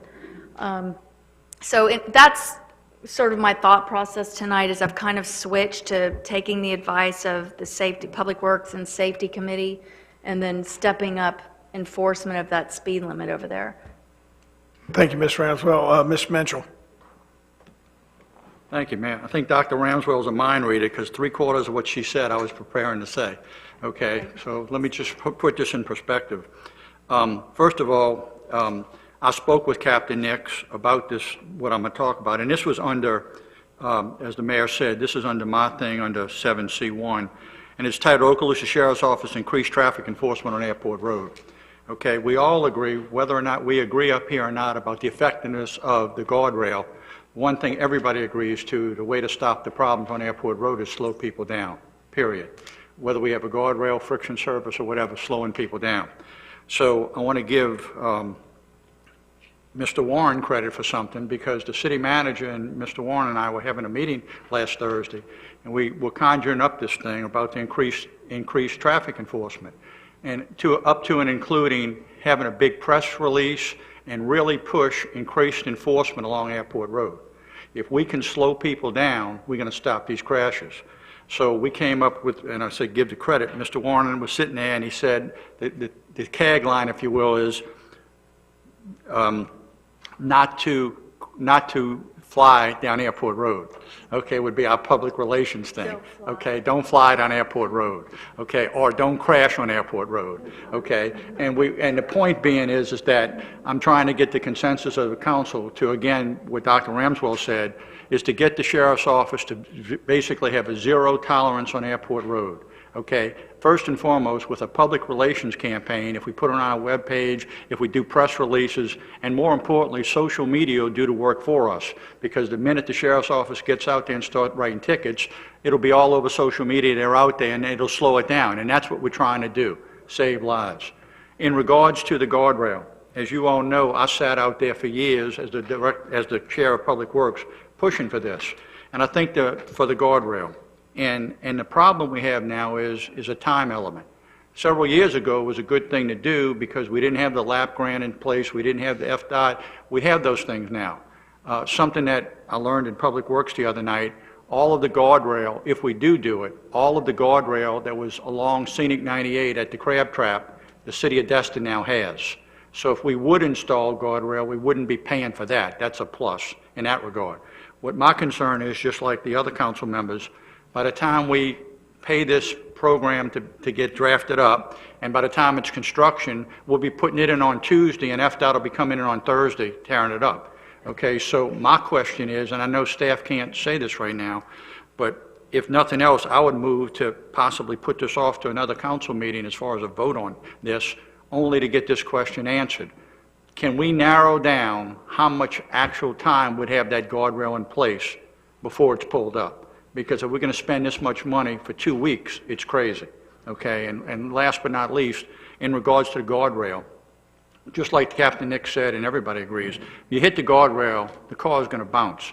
But Public Works, way back when, and my idea on this was, it's to prevent a head-on collision. That's the only thing you could guarantee doing. You're driving on one way on Airport Road, and somebody goes creaming across the median and kills your baby and your wife, that type thing. The guardrail would stop that. Will it do damage? It positively is going to do damage. It's going to bounce the cars back and forth, like we said, but the only thing it'll do is prevent a head-on collision crossing the median. So my thought is, number one, and Captain, I took notes the other night, and I know you weren't prepared tonight. You were one off. There were 45 crashes on Airport Road, so you were one off. But there were 45 crashes between January and January on Airport Road. So I don't know, again, like Dr. Ramswell said, I don't know if we need a motion or what, but my big thing is to ask the sheriff's office to have a zero tolerance and as much as they can. Doesn't have to be all day long. They can go out there 5 minutes one time, 10 minutes, but really, really start doing that and to get a public relations thing going.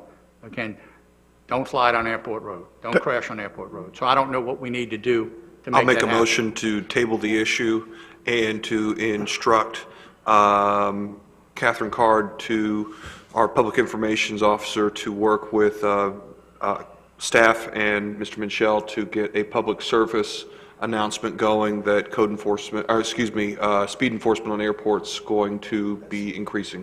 And that's the table of this motion on the floor right now? Correct. Okay, so I have a motion to table. The only question I would have is if, in addition, and it's not part of the motion, but if staff could try to figure out that timeline so it would help us next meeting. In other words, when will the guardrail actually be in place based on the development and the construction versus when FDOT's coming? It's going to be real close. Okay, I got a motion. Can I ask for an amendment or an addition to that motion? A motion the to speed table, trails? you have to vote on as is. I kind of make an blended it, and amendment. that may be true. Yeah, I mean, you could sever the motion, or Yeah, I sever the motion. Let's just do a motion to table first. Okay, I got a motion to table. I got a second, so let's vote. For those of you that were still on the list to discuss, you'll have an opportunity on the next motion. Sorry, guy. Sorry, that was on me. I didn't push a button enough. Okay, motion's tabled. Ms. Okay. Ramswell, if you knew what you wanted to add, I'm pretty friendly to probably whatever you're going to amend onto it. So if you want to make the motion. Just make a motion. Yeah, I'll go ahead and make a motion that we go ahead and incorporate the suggestion of Public Works and Safety and add the speed trailers to the Airport Road curve. I got a motion. Mr. Mayor, I believe, unless my interpretation was incorrect, what the Public Works, Public Safety Committee was recommending were permanent radar signs out there, not the trailers, like are in downtown Fort Walton Beach, isn't that right? Well, I know what you mean. I'll hop in there and just make the motion. So I move to instruct staff to work with the Public Information Officer and put out a campaign online and elsewhere, wherever they can see it fit, to instruct the general public that we are going to be having increased increased speed enforcement by the Sheriff's Office on Airport Road, and to instruct staff to bring some options back with regards to costs and recommendations on some, I believe it was radar signage. Second. Got a motion, got a second. Any further discussion, Mr. Mitchell? I just want to say, just like Captain Nick said, and we talked about this time and time again, you can put up those radar signs, you can do anything. The captain already said it doesn't do any good. And what you find yourself doing is these youngsters get in the car and they try to see how fast they can make the sign register. Okay, it's 35, let me see it go to 40. I just think right now, spending $30,000 for these lights that aren't going to be effective, we need to think that through, but we'll wait and see what the staff recommends. Thank you. All right. I got a motion, got a second. Any other discussion? Seeing none?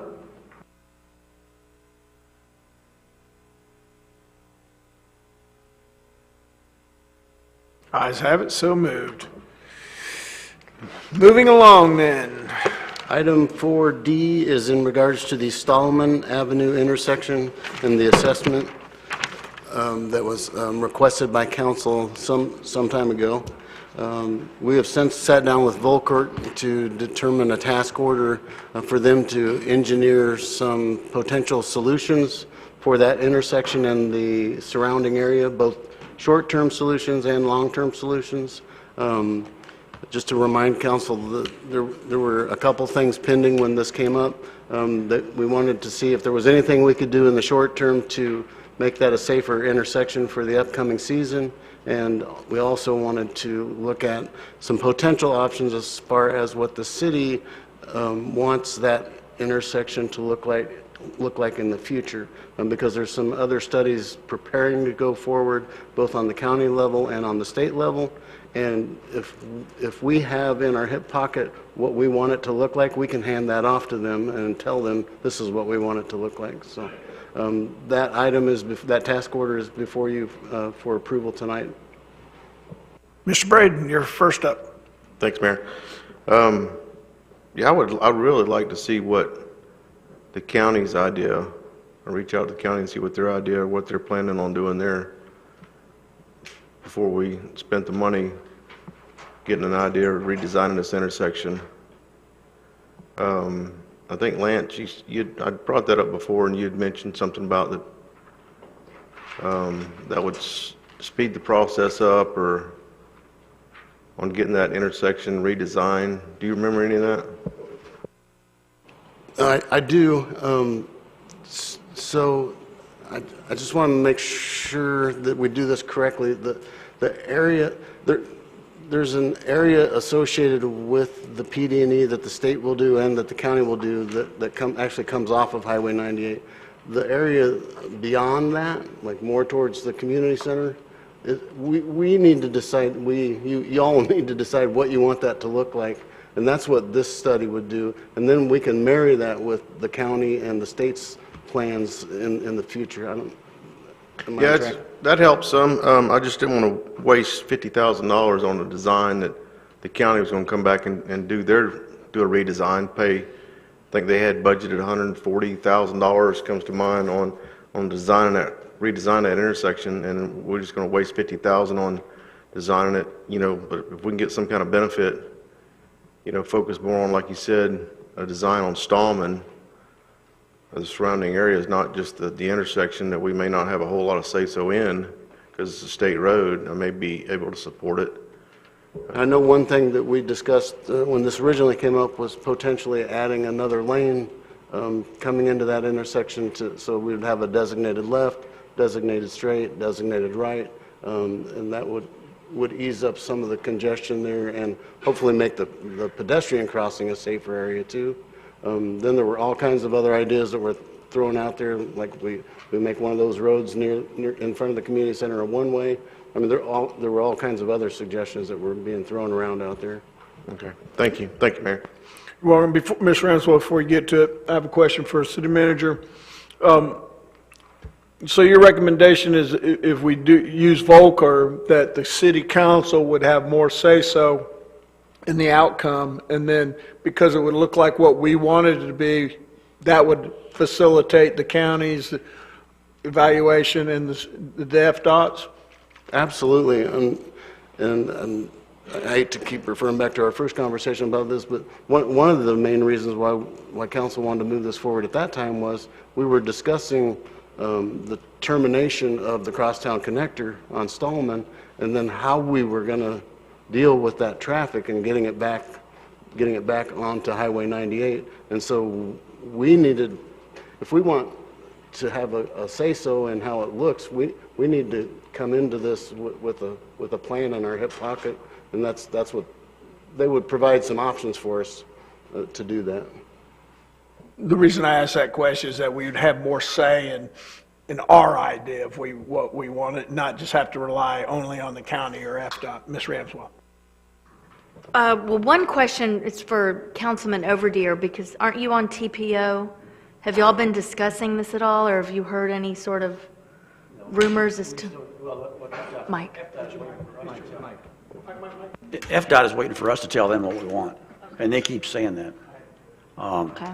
So, yeah. I just thought I'd ask. So one thing I didn't see on here unless I missed it, and it was an idea that I had thrown out and kind of expected everyone to laugh, and instead they liked it, was the pedestrian tunnel under the road. I didn't see that on here. And I personally, I thought that was a good idea, or I wouldn't have brought it up, and others agreed. So I'd like to see that as something that was considered. We can make that happen. Okay. I wouldn't think that would fall under the Stallman intersection. That's a standalone project, wouldn't it be? Or would, I'm just asking. You're talking about at the Stallman intersection, right? Not the other one that we're trying to get under the bridge. Yeah, for pedestrians. I was thinking about the one under the bridge. No. Okay. Mr. Marler? Thank you, Mayor. Exactly how much, I guess the thing to ask is that, from my understanding, since I drive that intersection daily, is where are we going to, when we're looking at redesigning, what are we redesigning, how it comes in and how it comes out? Because I don't believe we're going to be able to acquire any right-of-way. Because Whataburger, I don't think, is going to give up what little piece of right-of-way they got left. And the other side's going to be where the Chevron station is, and one of those will require FDOT to move a light post or a stoplight post. So I'm interested to see what Volker could come up with. Do I have a motion? I'll entertain a motion. Get Skip on there, he's good. Skip? Yeah, I can do that. I move that the city manager be authorized to execute a task order with Volkert Engineering to provide an assessment of the Stallman Avenue US 98 intersection and adjacent areas consistent with the base scope of work provided to include the local concerns meeting in an amount not to exceed $64,696 to be taken from transportation impact fees and to make any necessary budgeted amendments. Second. Got a motion, got a second. Any further discussion on this item? Seeing none?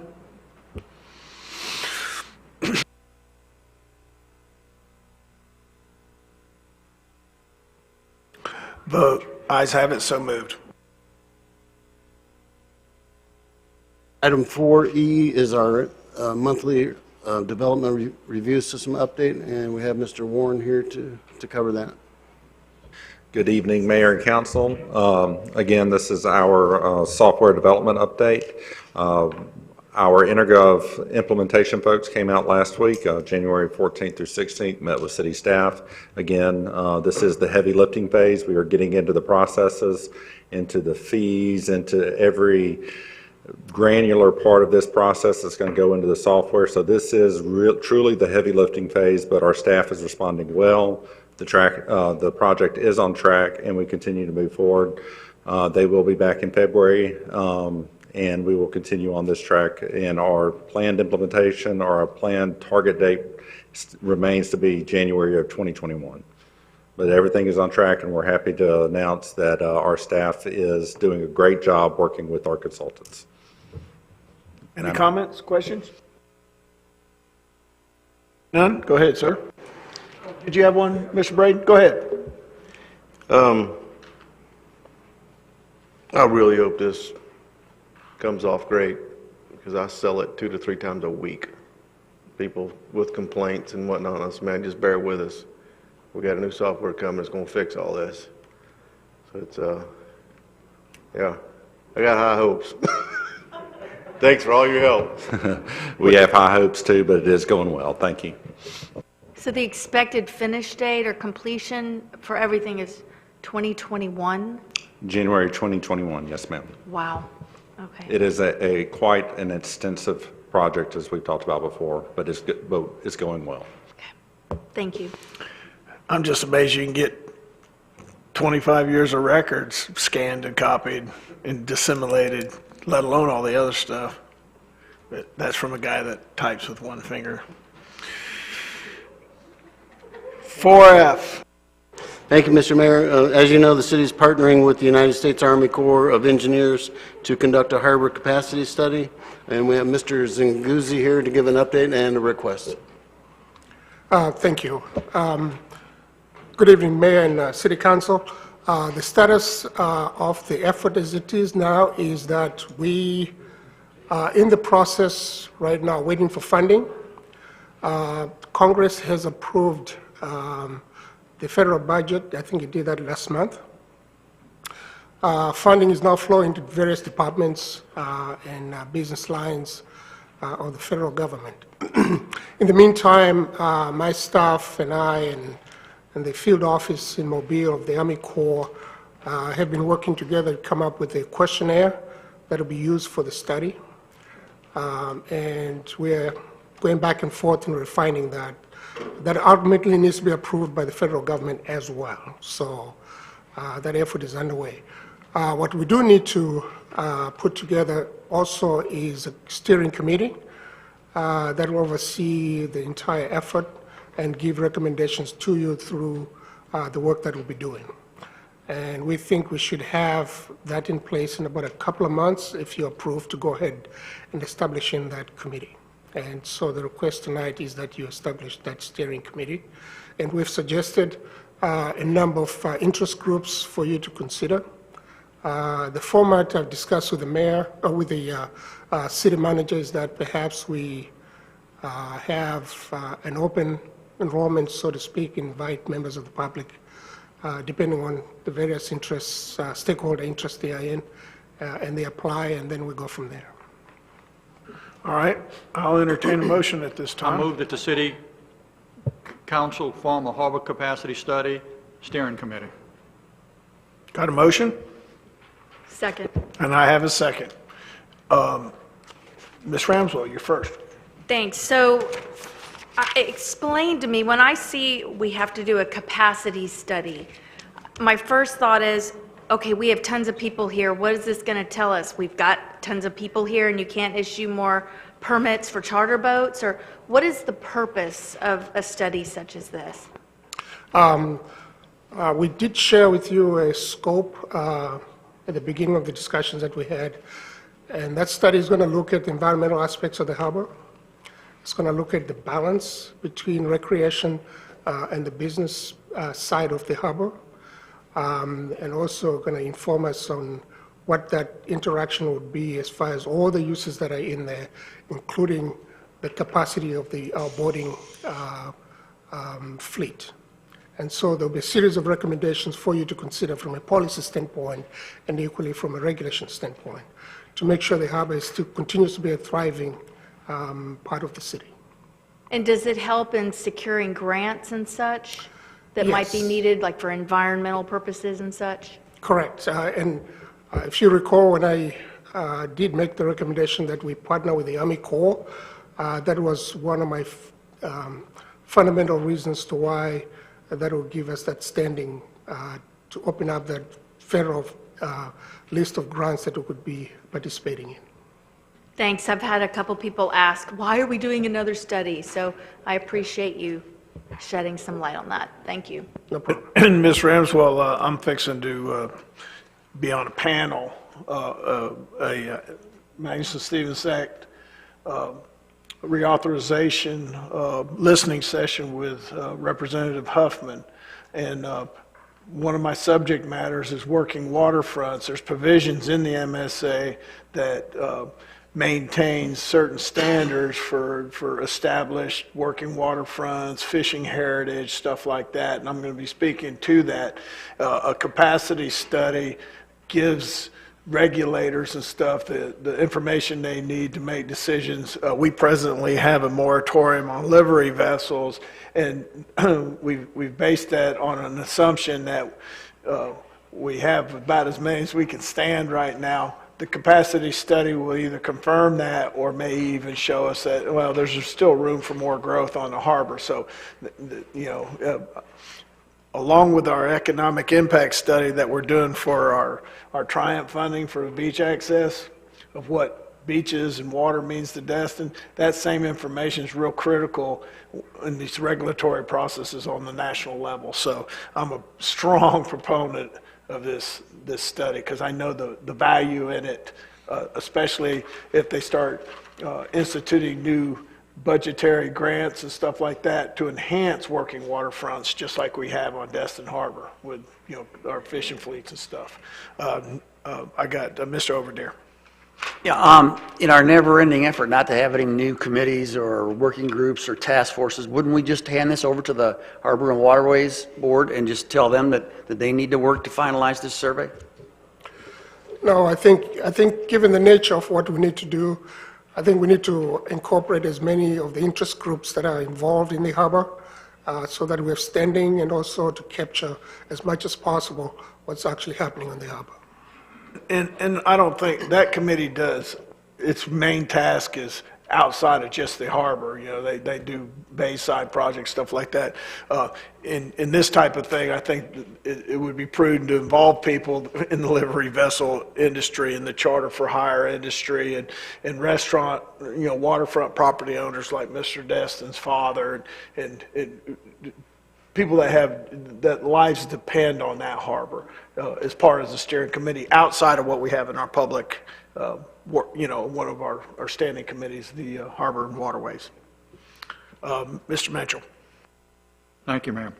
In talking with Lewis and the city manager regarding this topic last week, Lewis expressed the urgency, if you will, the importance, if you will, not urgency, to get this committee in place. So my question is, I had discussed this with the city manager.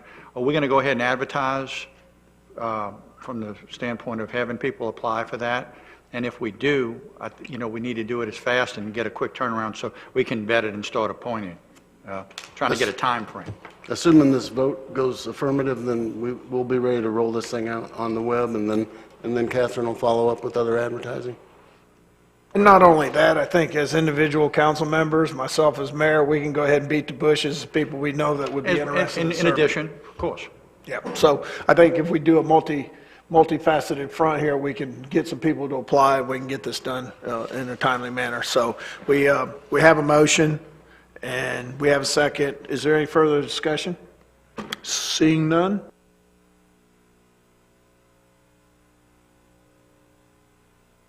Vote unanimous, so moved. Sir? I have just a few brief announcements. We have a workshop scheduled for January the 27th at 5:30 p.m. With regards to potential uses of the half-cent sales tax. On January 30th, we have a training scheduled at City Hall for Sunshine Law and ethics rules for the state of Florida. Earlier this week, I emailed out an update regarding the Henderson Beach Drive and Commons Drive intersection.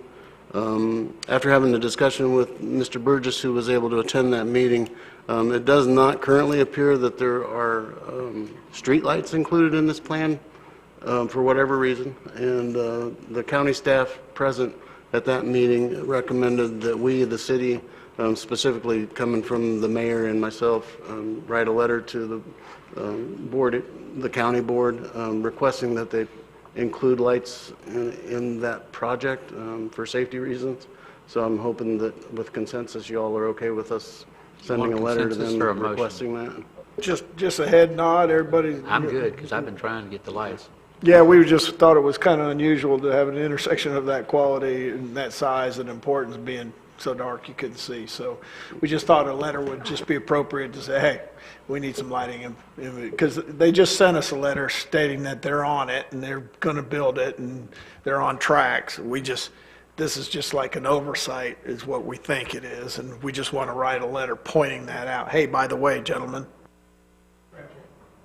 I didn't notice, did we have sidewalks on there? Did the county put sidewalks? Because some of those areas do not have the ADA compliant sidewalks. My understanding is with part of this project will be to complete the sidewalk from the roundabout right out here all the way to Matthew Boulevard. So that will be a huge improvement on Commons Drive. Absolutely it will. Thank you. Might need to bring up putting lights all the way down, not just at the intersection, but I'm sure they'll tackle that at some point. Also, I think we've had 2 editions of the task update sheet going out on Fridays. I hope that y'all are able to open that okay, and please don't hesitate to send critiques to me. It's a work in progress, and like I said from the beginning, I mean, we can keep improving it, and that's what I want to do. The other thing is I appreciate the folks, the members of council who have been able to come in and meet with me one-on-one, and I would encourage everyone to come in and meet one-on-one if they're available, but even if not in person, maybe via phone. It just helps me to convey more of this information that I said I was trying to get out to y'all. So apologize if you think I'm overloading you with emails, but if you're not interested in those, it's okay. I won't be offended if you just delete them. So, but I'm going to keep sending them out until you tell me not to. Okay. That's all I have, sir. Thank you very much. Mayor? All right. Excuse me, Mayor. Yes. Once again, I'm $1 short. I was going to ask a question earlier with the steering committee. Would you like to require an application? If so, we can probably tweak the application that we used for the task force. And if so, do you have a date certain to where we can give this back to you? Our original intent was to mimic that process. It's already set up. We just have to adopt it for this committee. All right, we'll do that by consensus. I think everybody's fine with that, Ray. And then date certain, today's the 21st, a Tuesday. This is would we say applications in by February 1? Or February 3rd, which is our next city council meeting on a Monday? That would be, we could advertise for virtually 2 weeks. Is that good, or do you think we need to give more time? Lance, are you good with that? Or do we need more time? I would say give more time, yeah. Okay, let's just give it to our second city council meeting in February. Okay, Ray? All right, saw head bobs, so I think we're good. All right, Kyle, I think we're in the public hearing mode. Right, we have just one item tonight. It's 5A, the first reading of ordinance number 20-01-PC, an ordinance of the City of Destin, Florida, amending Chapter 6 of the City of Destin's Comprehensive Plan, Coastal Management Element, providing updates to Coastal Management Element pursuant to state law, providing for authority, providing for findings of fact, providing for jurisdiction, providing for transmittal to the Florida Department of Economic Opportunity, providing for incorporation into the Comprehensive Plan, providing for severability, and providing for an effective date. And this is a public hearing. All right, well, I'll just open up the public comment period first, and then we'll take it from there. Is there anybody that would like to speak on this particular ordinance 20-01-PC? Seeing none? Seeing none, I will close the public hearing portion of it and entertain a motion. Mayor, I move that the City Council approve proposed ordinance 2001-PC, direct staff to forward the EAR report and the ordinance to the State Department of Economic Opportunity, DEO. Second. Got a motion, got a second. Is there any discussion on this ordinance? Seeing none?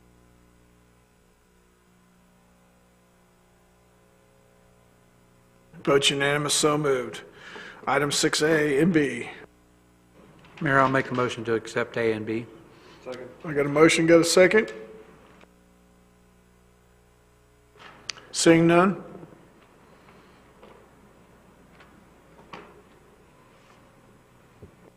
Vote unanimous, so moved. Mr. Braden. Hey, thanks, Mayor. Back December 3rd, I was looking for some specs on the Coleman Lake spillway. Have not received those yet.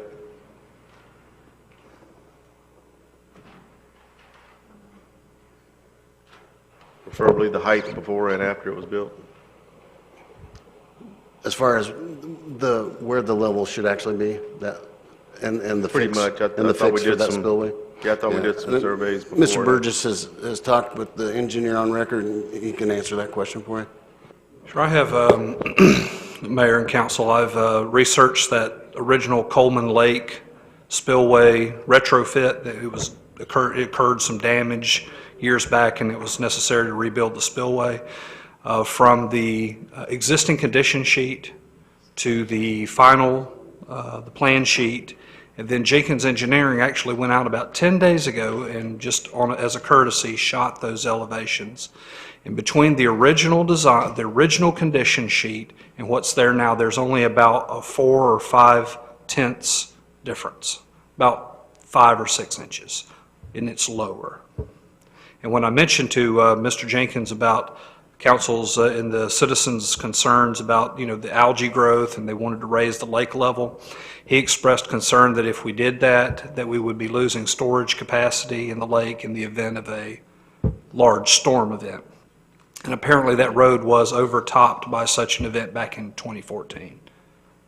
So the difference between the old overflow pipe that was there and what is there now is only about a 4 or 5 inch difference? That is correct.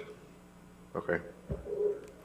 I've also been getting some phone calls wanting to know why the city of Destin needed a $100,000 a year grant writer, and why couldn't we outsource that?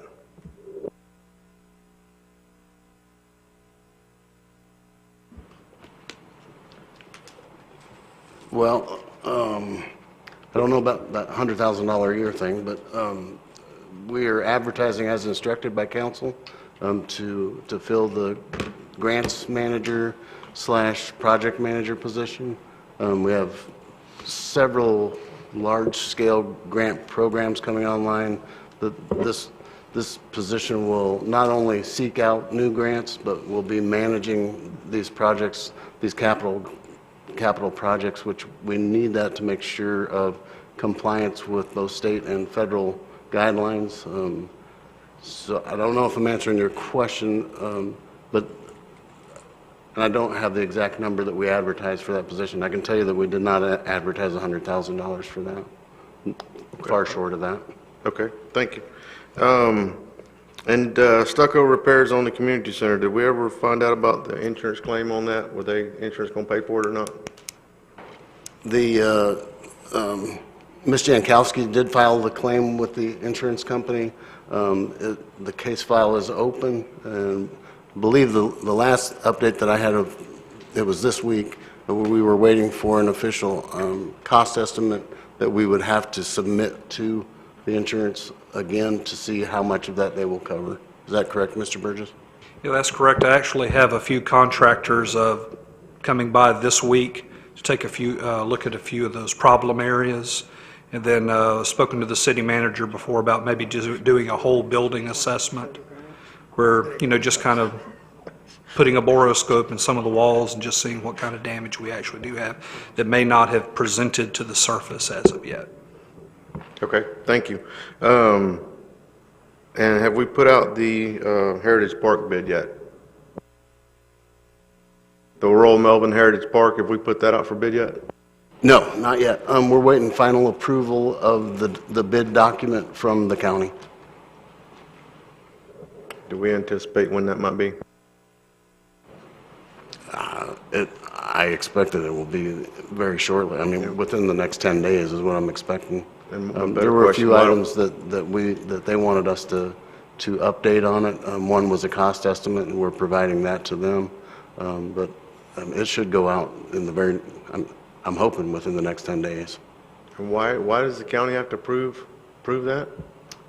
It's part of the federal guidelines that as the recipient, they have to approve that RFP. Yeah, we're the sub-recipient of that money from the Treasury, so. Do we know how long they've had it in their hands? Has it been a week, 2 weeks, a month?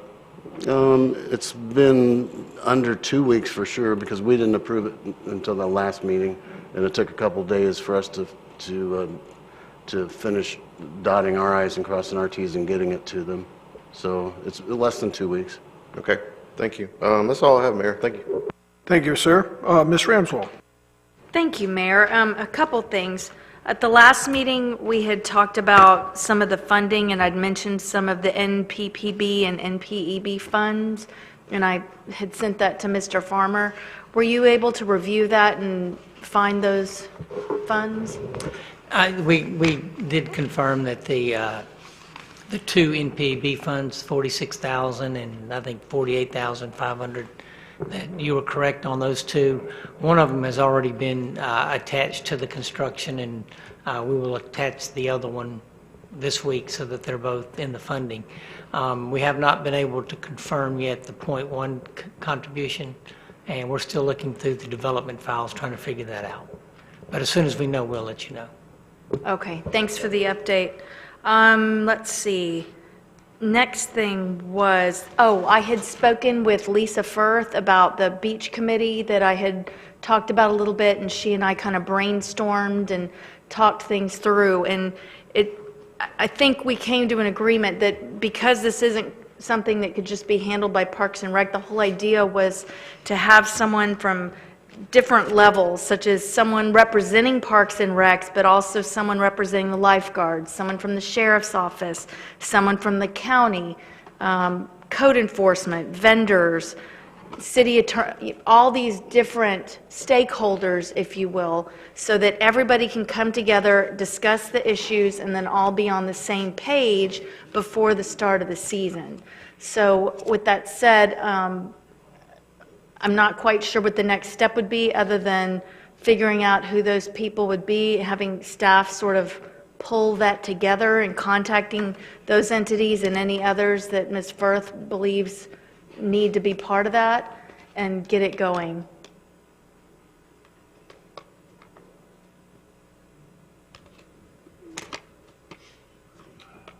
I apologize. We just want to make sure we don't need an official motion on this. If you are giving us the consensus to move forward with trying to put that team together, and we can work with you to get the specific targeted groups you would like represented on that committee, then we'll move it forward. Do you want to do it in motion form, or can we just do it consensus? Everybody good with that? I am. Okay, I think we have a consensus. Yeah, Ms. Firth can be the point person if she's up to the task and wants that task, and then I'm willing to help as well in whatever capacity. Okay. So you have some direction there? So noted? You guys got it? They got it. Thank you. Go ahead. All right, and let's see. I did want to see about requesting an executive session maybe, but I'm not sure. We didn't really finish our thought, but something before the next council meeting, maybe just a quick 30 minutes to discuss strategy or something ahead of the mediation, if the attorneys think that's something that would be a good idea.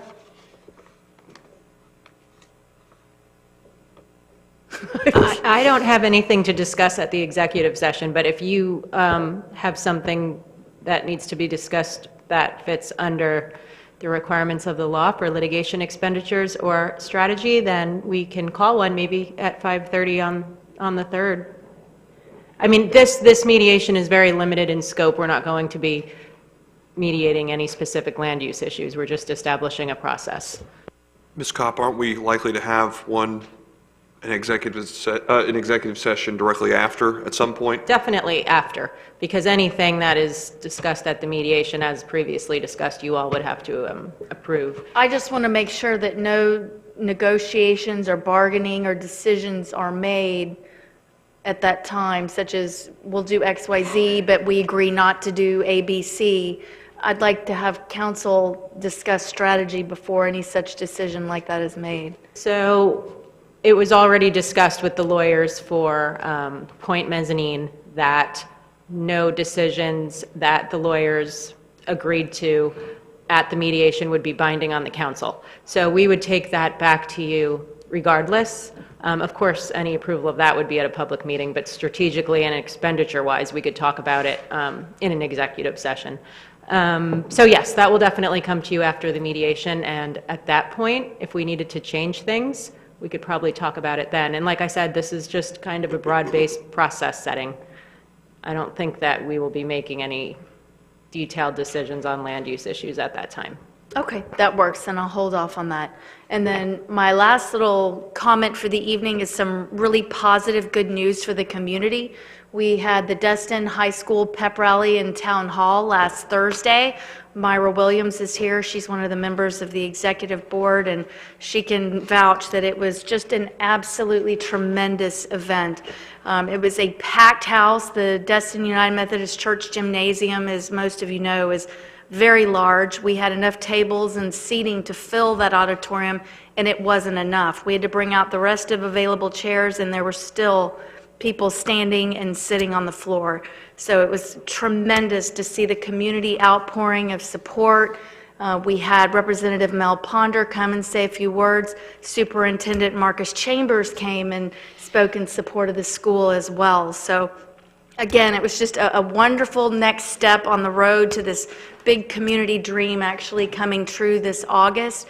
And where we stand right now is we're encouraging anyone that is going to have a 9th or 10th grade student next year who's even contemplating attending to go online and submit an application so you can secure your spot. It's not going to make you lose your spot anywhere else or bind you to anything, but it will secure your spot.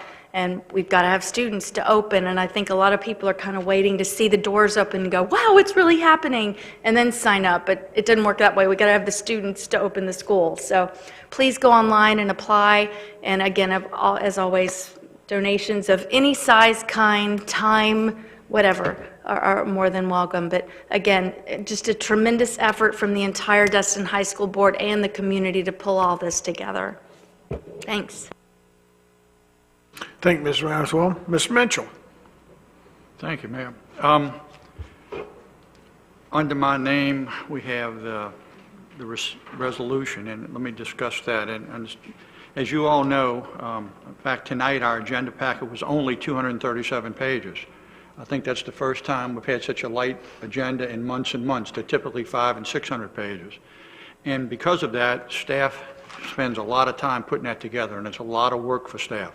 In meeting with the city manager last week, I discussed with him would it help, because previously it was on Thursday that it was published. And as you all recall, for the last several months at least, we get an agenda sent out on Wednesday, and because of additions and deletions, we get another packet on Friday, and it's just a mess having to upload and download that. So I was discussing with the city manager, would it help if we reverted back to Thursday, and he certainly any time. So basically what I was looking to do was rescind the previous resolution portion, and I'll read that, basically allowing the city manager and staff to have until midday on Thursday to publish the agenda. Lance assures us that there won't be a rewrite. When it comes out on Thursday, that's it, and just basically giving staff a little bit more time. So basically what I was asking for is, let me get this right, that we Resolution 1822 be rescinded and previous provisions of Section 6.2 of Resolution 1315 upheld to allow staff more time to process the agenda and help avoiding to republish it as a motion. I got a motion, I got a second. Is that Mr. right, Mitchell? City Manager? Is that enough? Perfect, thank you. Okay. Okay, we got a Mayor? motion. Mayor, we have Resolution 20-2 that will rescind 18-22. So if you can include adoption of, To include my motion to adopt Resolution 20-2. All right. So we have a motion, we have a second. Ms. Ramswell. So share with me, if you would, your sort of thoughts on this, because I was one of the ones that pushed for it to be published on Wednesday, and the thought was that typically we weren't receiving the agenda items or the full agenda until sometimes Thursday evening, even on occasion on a Friday. And so the idea was, let's push it back to Wednesday. That gives us more time to digest it, make phone calls, and look into things. What is sort of your thought process again for Okay. having even a less day where maybe we're not getting it until Friday now? Well, we're not going to get it on Friday. The city manager has assured us we're getting it by noon on on Thursday. If staff has some other product to put in the agenda, it's going to get kicked till the following time. We can't keep kicking the can down the road. So plain and simple, the city manager's guaranteed me that it will go out at noon on Thursday, and if that's the case, I'm good with that. It was just a way, because of the volume of these things, it's obvious that they were having a hard time meeting the Wednesday schedule. And this just gives them all day Wednesday. You're right, it came out late on Wednesday night sometimes, it came out Thursday, but this way it gives them the time, and the city manager said, this is what he needs to make it work, and I want to give him a chance to do that. I'm good with that. I mean, and granted, most of the really late ones were with the prior city manager. Things have been much better, but I guess it comes down to setting a hard, fast deadline and not keep pushing it. If it's not in by such and such time, then it waits till the next meeting. All I can say is if it doesn't come out on Thursday, you'll hear from me, okay? As it stands now, is that ordinance, did it say Wednesday noon, or what was the existing ordinance? Just Wednesday? Well, initially it was Wednesday, and then you amended it to Thursday. Now we're putting it back to Thursday. Thursday at noon, if you approve the motion, yes. Okay. Thank you for explaining. Okay, so I got a motion, I have a second. Is there any further discussion? We're just kind of doing a redo is all. All right, let's vote.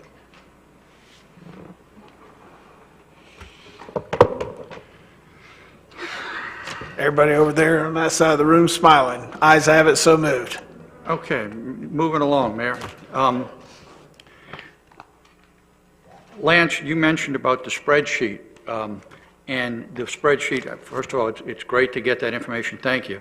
But under your item, I was reviewing this when we got it on Friday, under your item number 5, that has to do with us requesting more funds from the TDC, okay, to work on that project. And the update, I just want to discuss that, and the reason I'm doing it publicly, because I know this is Dr. Ramswell's baby on this one, and since she got the ball rolling with the extra money. But on 1/17/20, the update says need legal opinion. Well, I don't think we do, because on September the 6th, Kyle sent out an email basically giving us the legal opinion from the county. So I don't think we need that. He's correct. We did get the email from Lynn Hari. However you say it. Yeah, pardon. I almost said Hiroshima, and I know that's not it. And then also, when the county commissioners came to the meeting, they actually verified that. So I don't think we need that. We just need to move forward, and we can discuss that later on. But I don't think we need the legal aspect.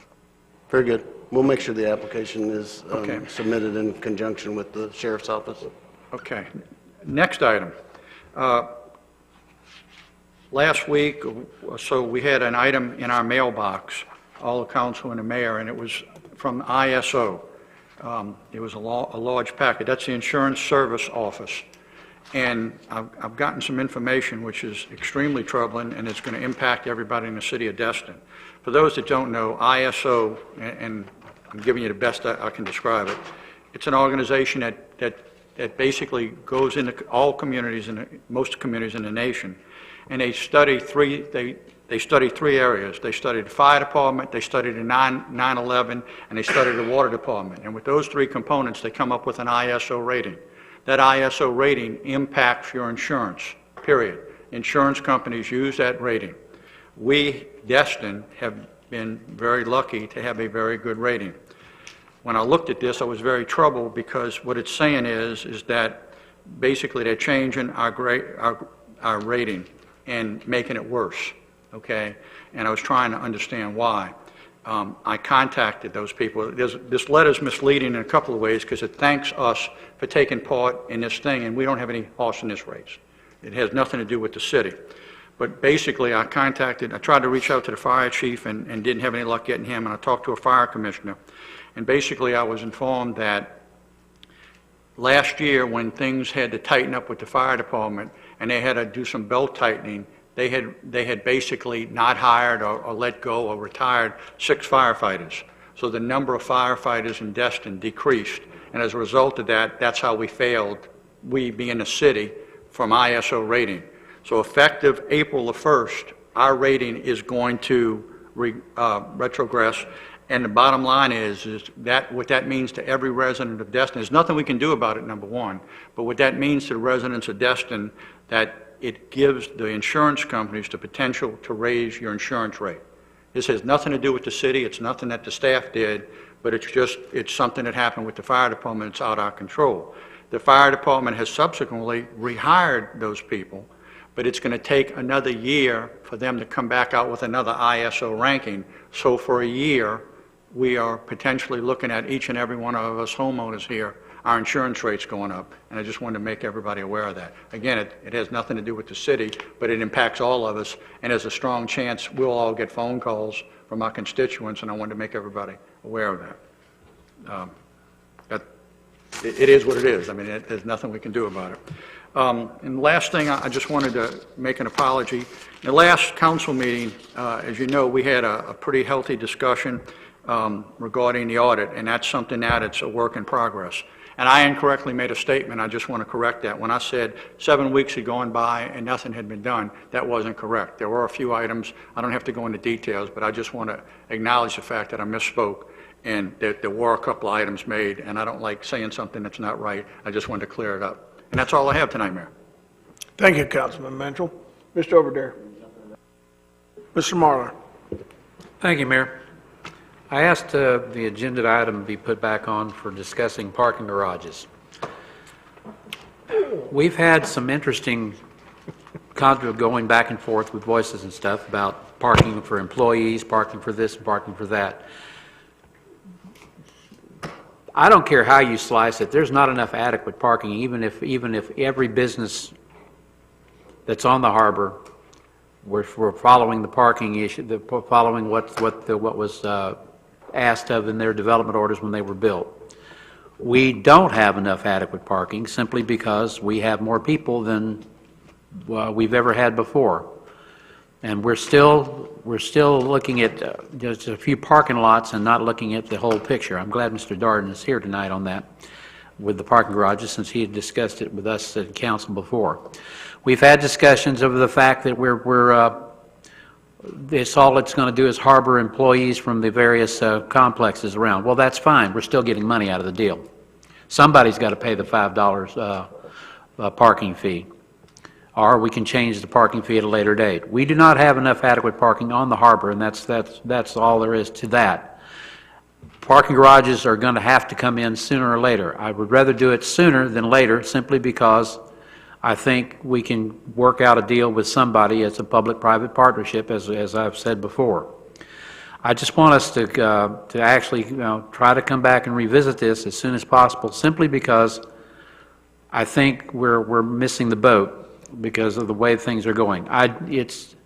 There is the controversy that where I work, that we're allowing our employees to come over there, but somebody's paying for it. So it's not a free ride. But I don't think any of the restaurants along the harbor or any of the other businesses along the harbor have adequate parking for the number of tourists that we get each year in this area. And everybody's saying it actually works in with short-term rentals, because everybody wants to bring their vehicle with them. I mean, if there's a whole big party, it's going to be 2 or 3 SUVs instead of one big giant bus. So I would like the council's consensus, or I'll make a motion, whichever it is, that we go back and we actually revisit this, seriously revisit the parking garage issue. We have several areas. We've acquired some more land on Stallman to add to our parking lot down there. We already have a paved parking lot at Marlar and 98.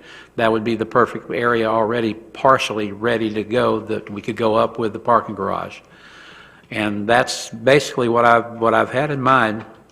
I think we need to do it, before we get to a point where we're going to run into a lot of issues with moratoriums on building and parking, because although there's not very much to build out left on the harbor, I think it's not fair that we're not looking at it because we're looking at one particular property or another particular property that might be using that parking. I think the tourist industry is bringing more of that in also. And along with that effect, maybe it would change the way that our paid parking ordinance works at the present time. And basically, that's all I'm asking is for the council to consider reconsidering this. Let's go back and looking at parking garages. Do you want to do it in a motion form, or you just want to have a discussion? Well, I can do it in a motion form. I make a motion that we come back and revisit the parking garage issue as soon as we possibly can. And I would like to include Mr. Darden's company back with it again, as they were consulting with us. Yeah, I think we selected them as part of that RFP proposal, so we wouldn't have to do that a second time, correct?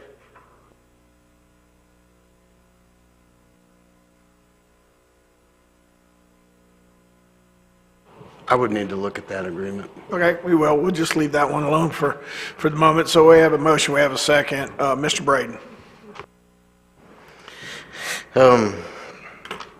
I really think it's going to be a tough sell for the community to basically build the Emerald Grant a parking garage, and that's what we're doing. I mean, the employees there get a letter, I've seen them, that they're not allowed to park on property. They park somewhere else, they don't care where, just don't park on property. They've been told if they park on property, it could be a career-altering decision. So I mean, I really think it's going to be a tough sell for the citizens to go into a private partnership or not to build Emerald Grant a parking garage. That's all I got. Thanks. Mr. Overdeer.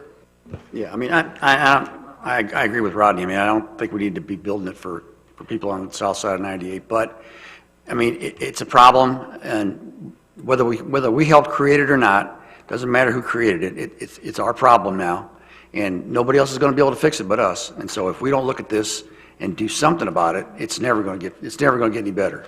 So I would encourage us to at least just look at it and see if we can't come up with some kind of a solution. And if it winds up being a public-private partnership, you know, all those properties on the south side of 98 are private. They can chip in as well. So we might be able to get some buy-in from them as well. So it might be some kind of a solution. Ms. Ramswell. I'd like to ask staff how often we had to display a lot is full sign at the Marlar parking lot and the parking lots over off Stallman. Sure wish I could get over to Peter Boss.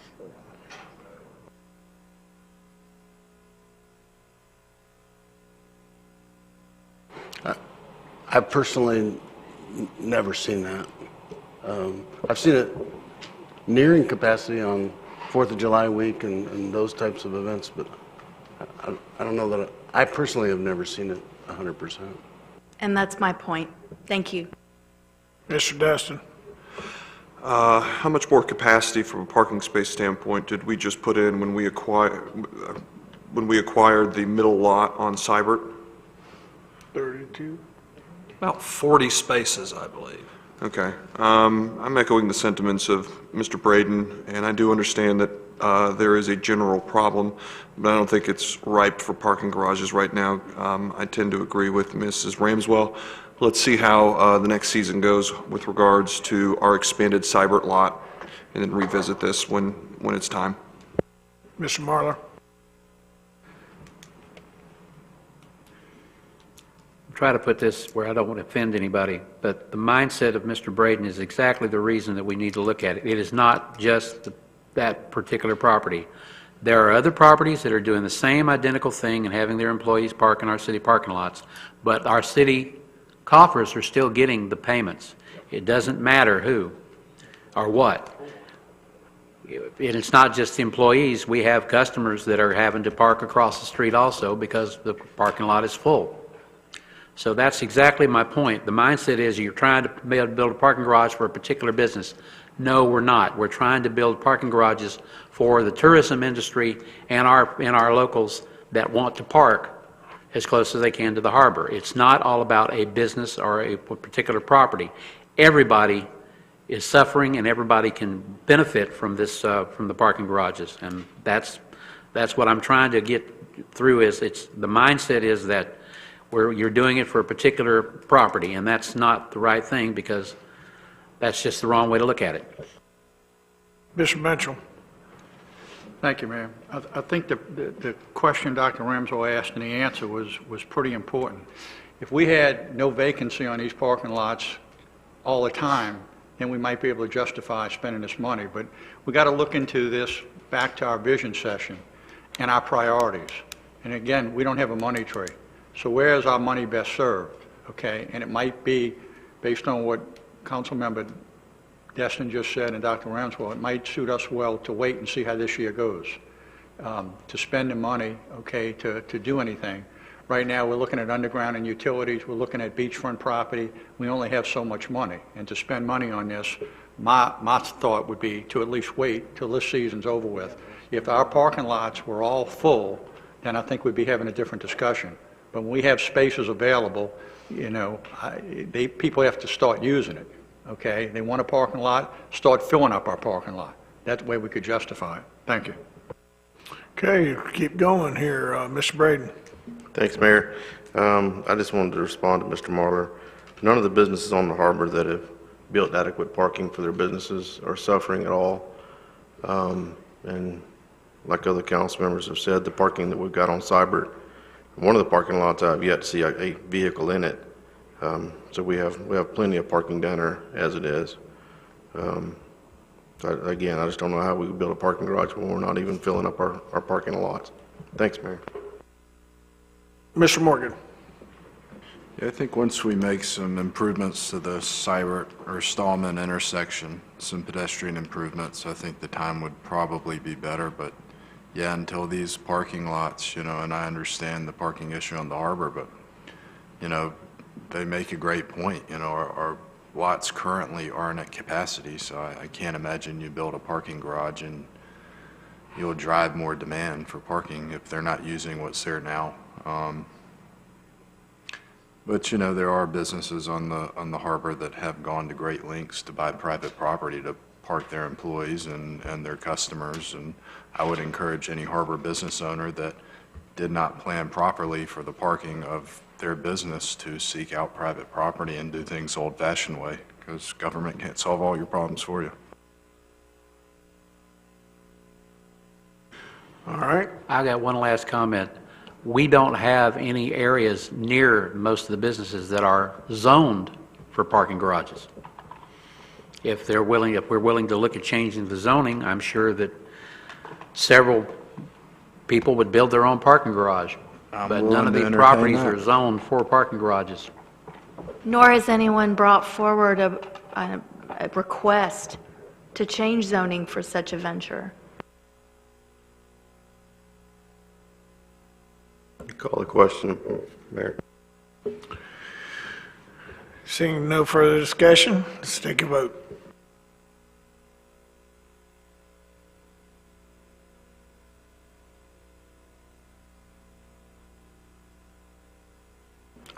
Noes have it, so moved.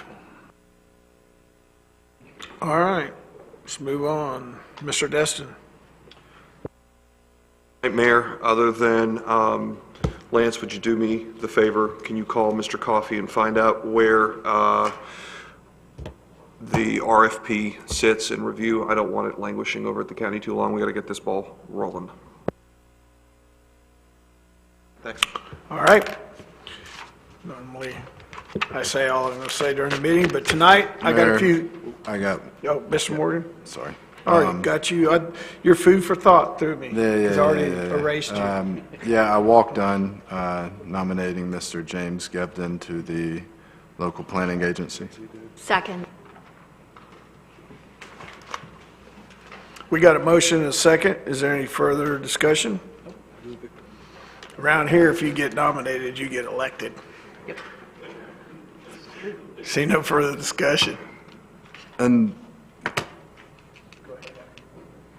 thank you. The vote is unanimous. Go ahead, Mr. Morgan. Ray, for the next agenda, I would like to place the Lake Coleman Dam the Lake Coleman Dam on the agenda and have city staff draw up the report. I saw it in the tracking notes that y'all emailed us where we were with it, but just so we can have some input from the Lake Coleman people and the council, and we can come to a decision. Thank you. Thank you, Mr. Morgan. Well, we're beginning of a new decade. I still keep forgetting to put 2020 when I'm writing documents. This council can leave a really incredible mark on the city of Destin future. I want to encourage this council. They've already done a bunch of things that have been very visionary and very forward thinking. I want to encourage that you guys keep doing it.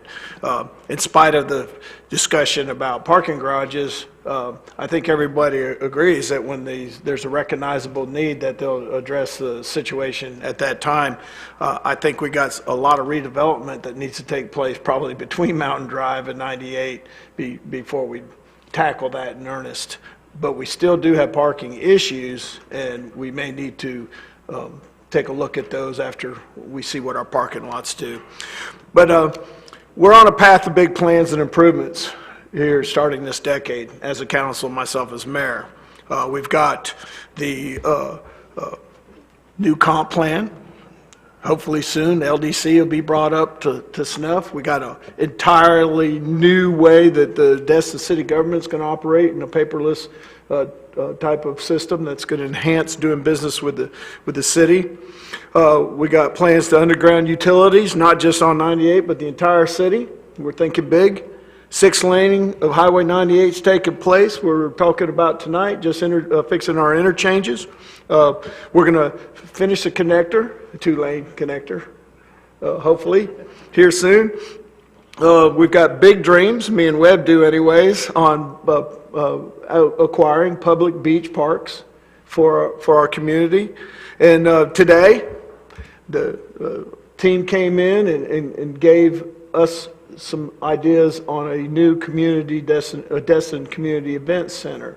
And I just want to take all these things. These are all big dreams and big visions, but every single one of them is not just for today, and it's not even for 5 years from now. Some of the things we're talking about doing are going to enhance this community for 20, 30, 40 years.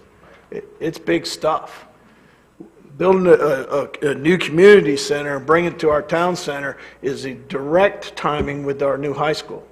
It's in direct timing with wanting to encourage redevelopment along 98 and in our town center itself. When you build these kind of things and do these kind of things, it encourages people to come in here and want to spend money to enhance your overall community. In fact, it also enhances our personal property values, even if you live 2 miles from some of these projects, because it's going to make Destin even more attractive place to raise your children or to retire. So I just want to encourage everyone to think big, keep doing what you're doing. I'm 63 and I don't know how much ice time I got left in me, so I'd like to see a rink built really fast. But more importantly, I'd like to see something that we continue doing things that are good for our community. And so I'm looking forward to further discussions of a new Destin Community Event Center located in the center of Destin's community. So that's all I have for tonight.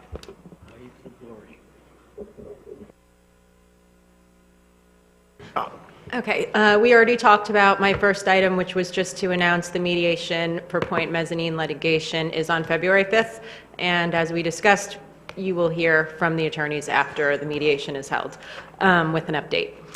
The second item is just a quick briefing on the proposed pending legislation at the state level dealing with short-term rentals. It's Senate Bill 1128 and identical House Bill 1011.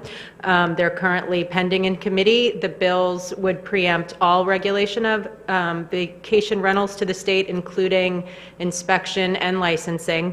The only regulations that would be permitted would be those that apply uniformly to all residential properties.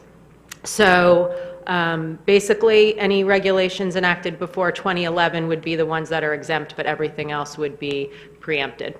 And that has not been, anything finalized at this point, so we'll keep you posted.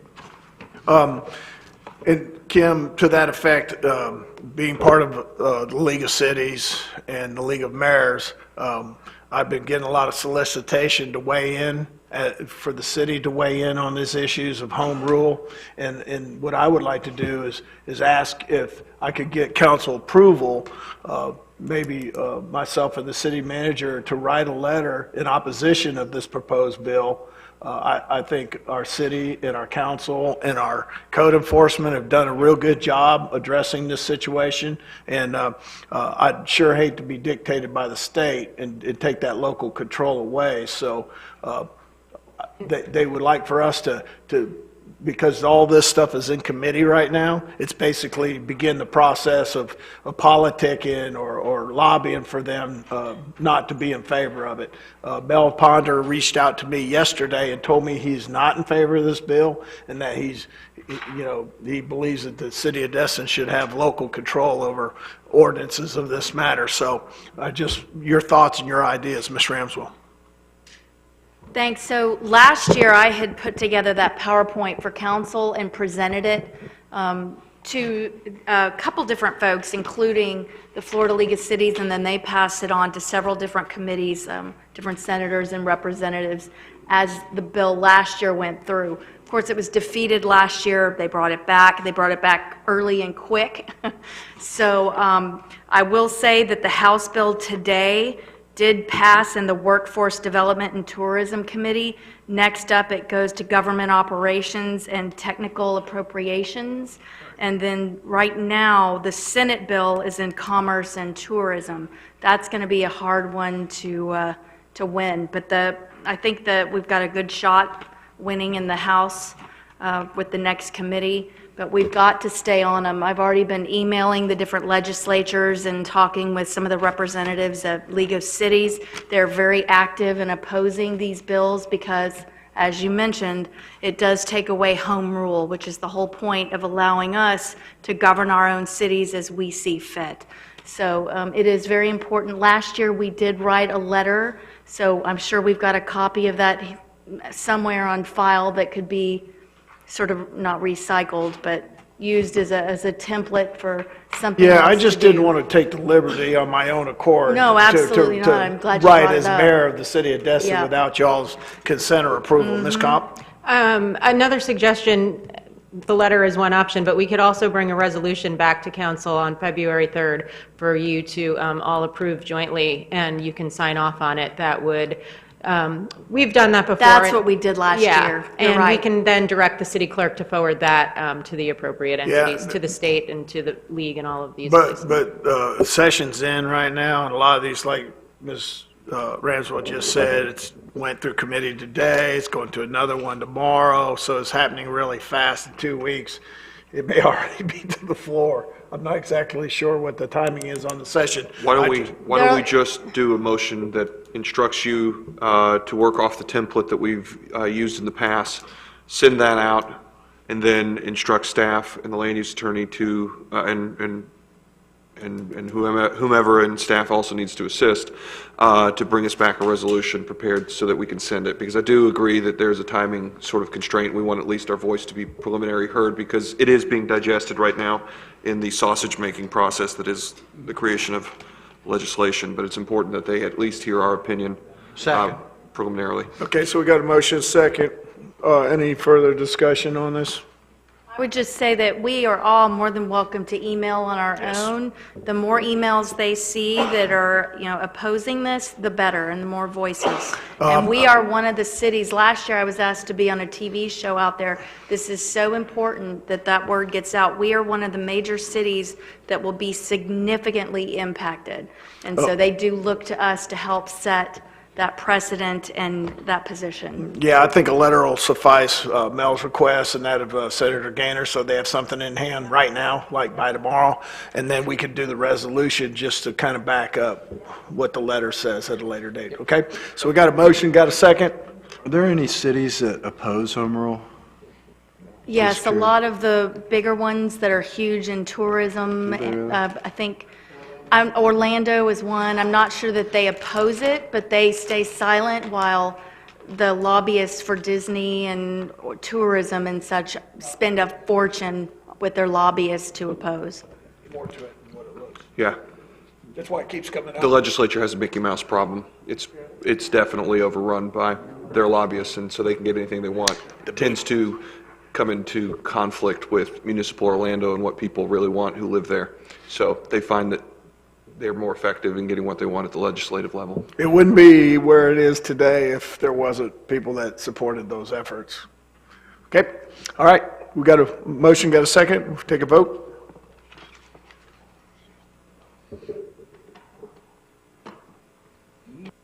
Ayes have it. Lance, you and I will get together in the morning, formulate that. Last but not, oh, is that all you have, Kim? Okay. Got that one scratched off. Last but definitely not the least, our city attorney, Mr. Bowman. I appreciate that sentiment, Mayor. I just have one item for y'all tonight. As you know, we moved the election day from March to November. As part of that, it turns out we are actually going to save approximately $9,500 once every 4 years. This is because the county has elected to absorb the cost of our election since it is conducted in conjunction with the countywide election on the same day.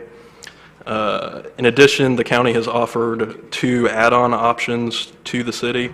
The first one is the supervisor will administer all legally required advertisements at cost to the city. So Paul will pay up front and then the city will reimburse Mr. Lux for that expense. The second is that Mr. Lux's office will administer all candidate qualifying and campaign finance filings for a flat fee of $500. We're recommending that the city exercise both those options and have Mr. Lux's office continue to conduct these functions. Do you need a motion to that effect, sir? Yes, sir. Okay, Mr. Destin, I saw you reach. I'm going to move that we instruct staff to get into an agreement with Mr. Lux's office with both options and continue to allow the supervisor to run, administer the elections and the qualifying and I guess maintenance of the campaign contributions and reporting. Okay, got a motion. Do I have a second? We got a second, Mr. Braden. Any further discussion? Seeing none?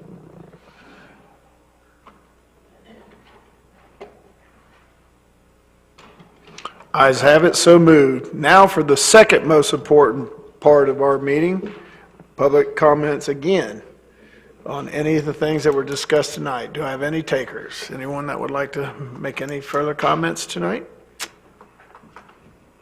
All right, this is your last chance.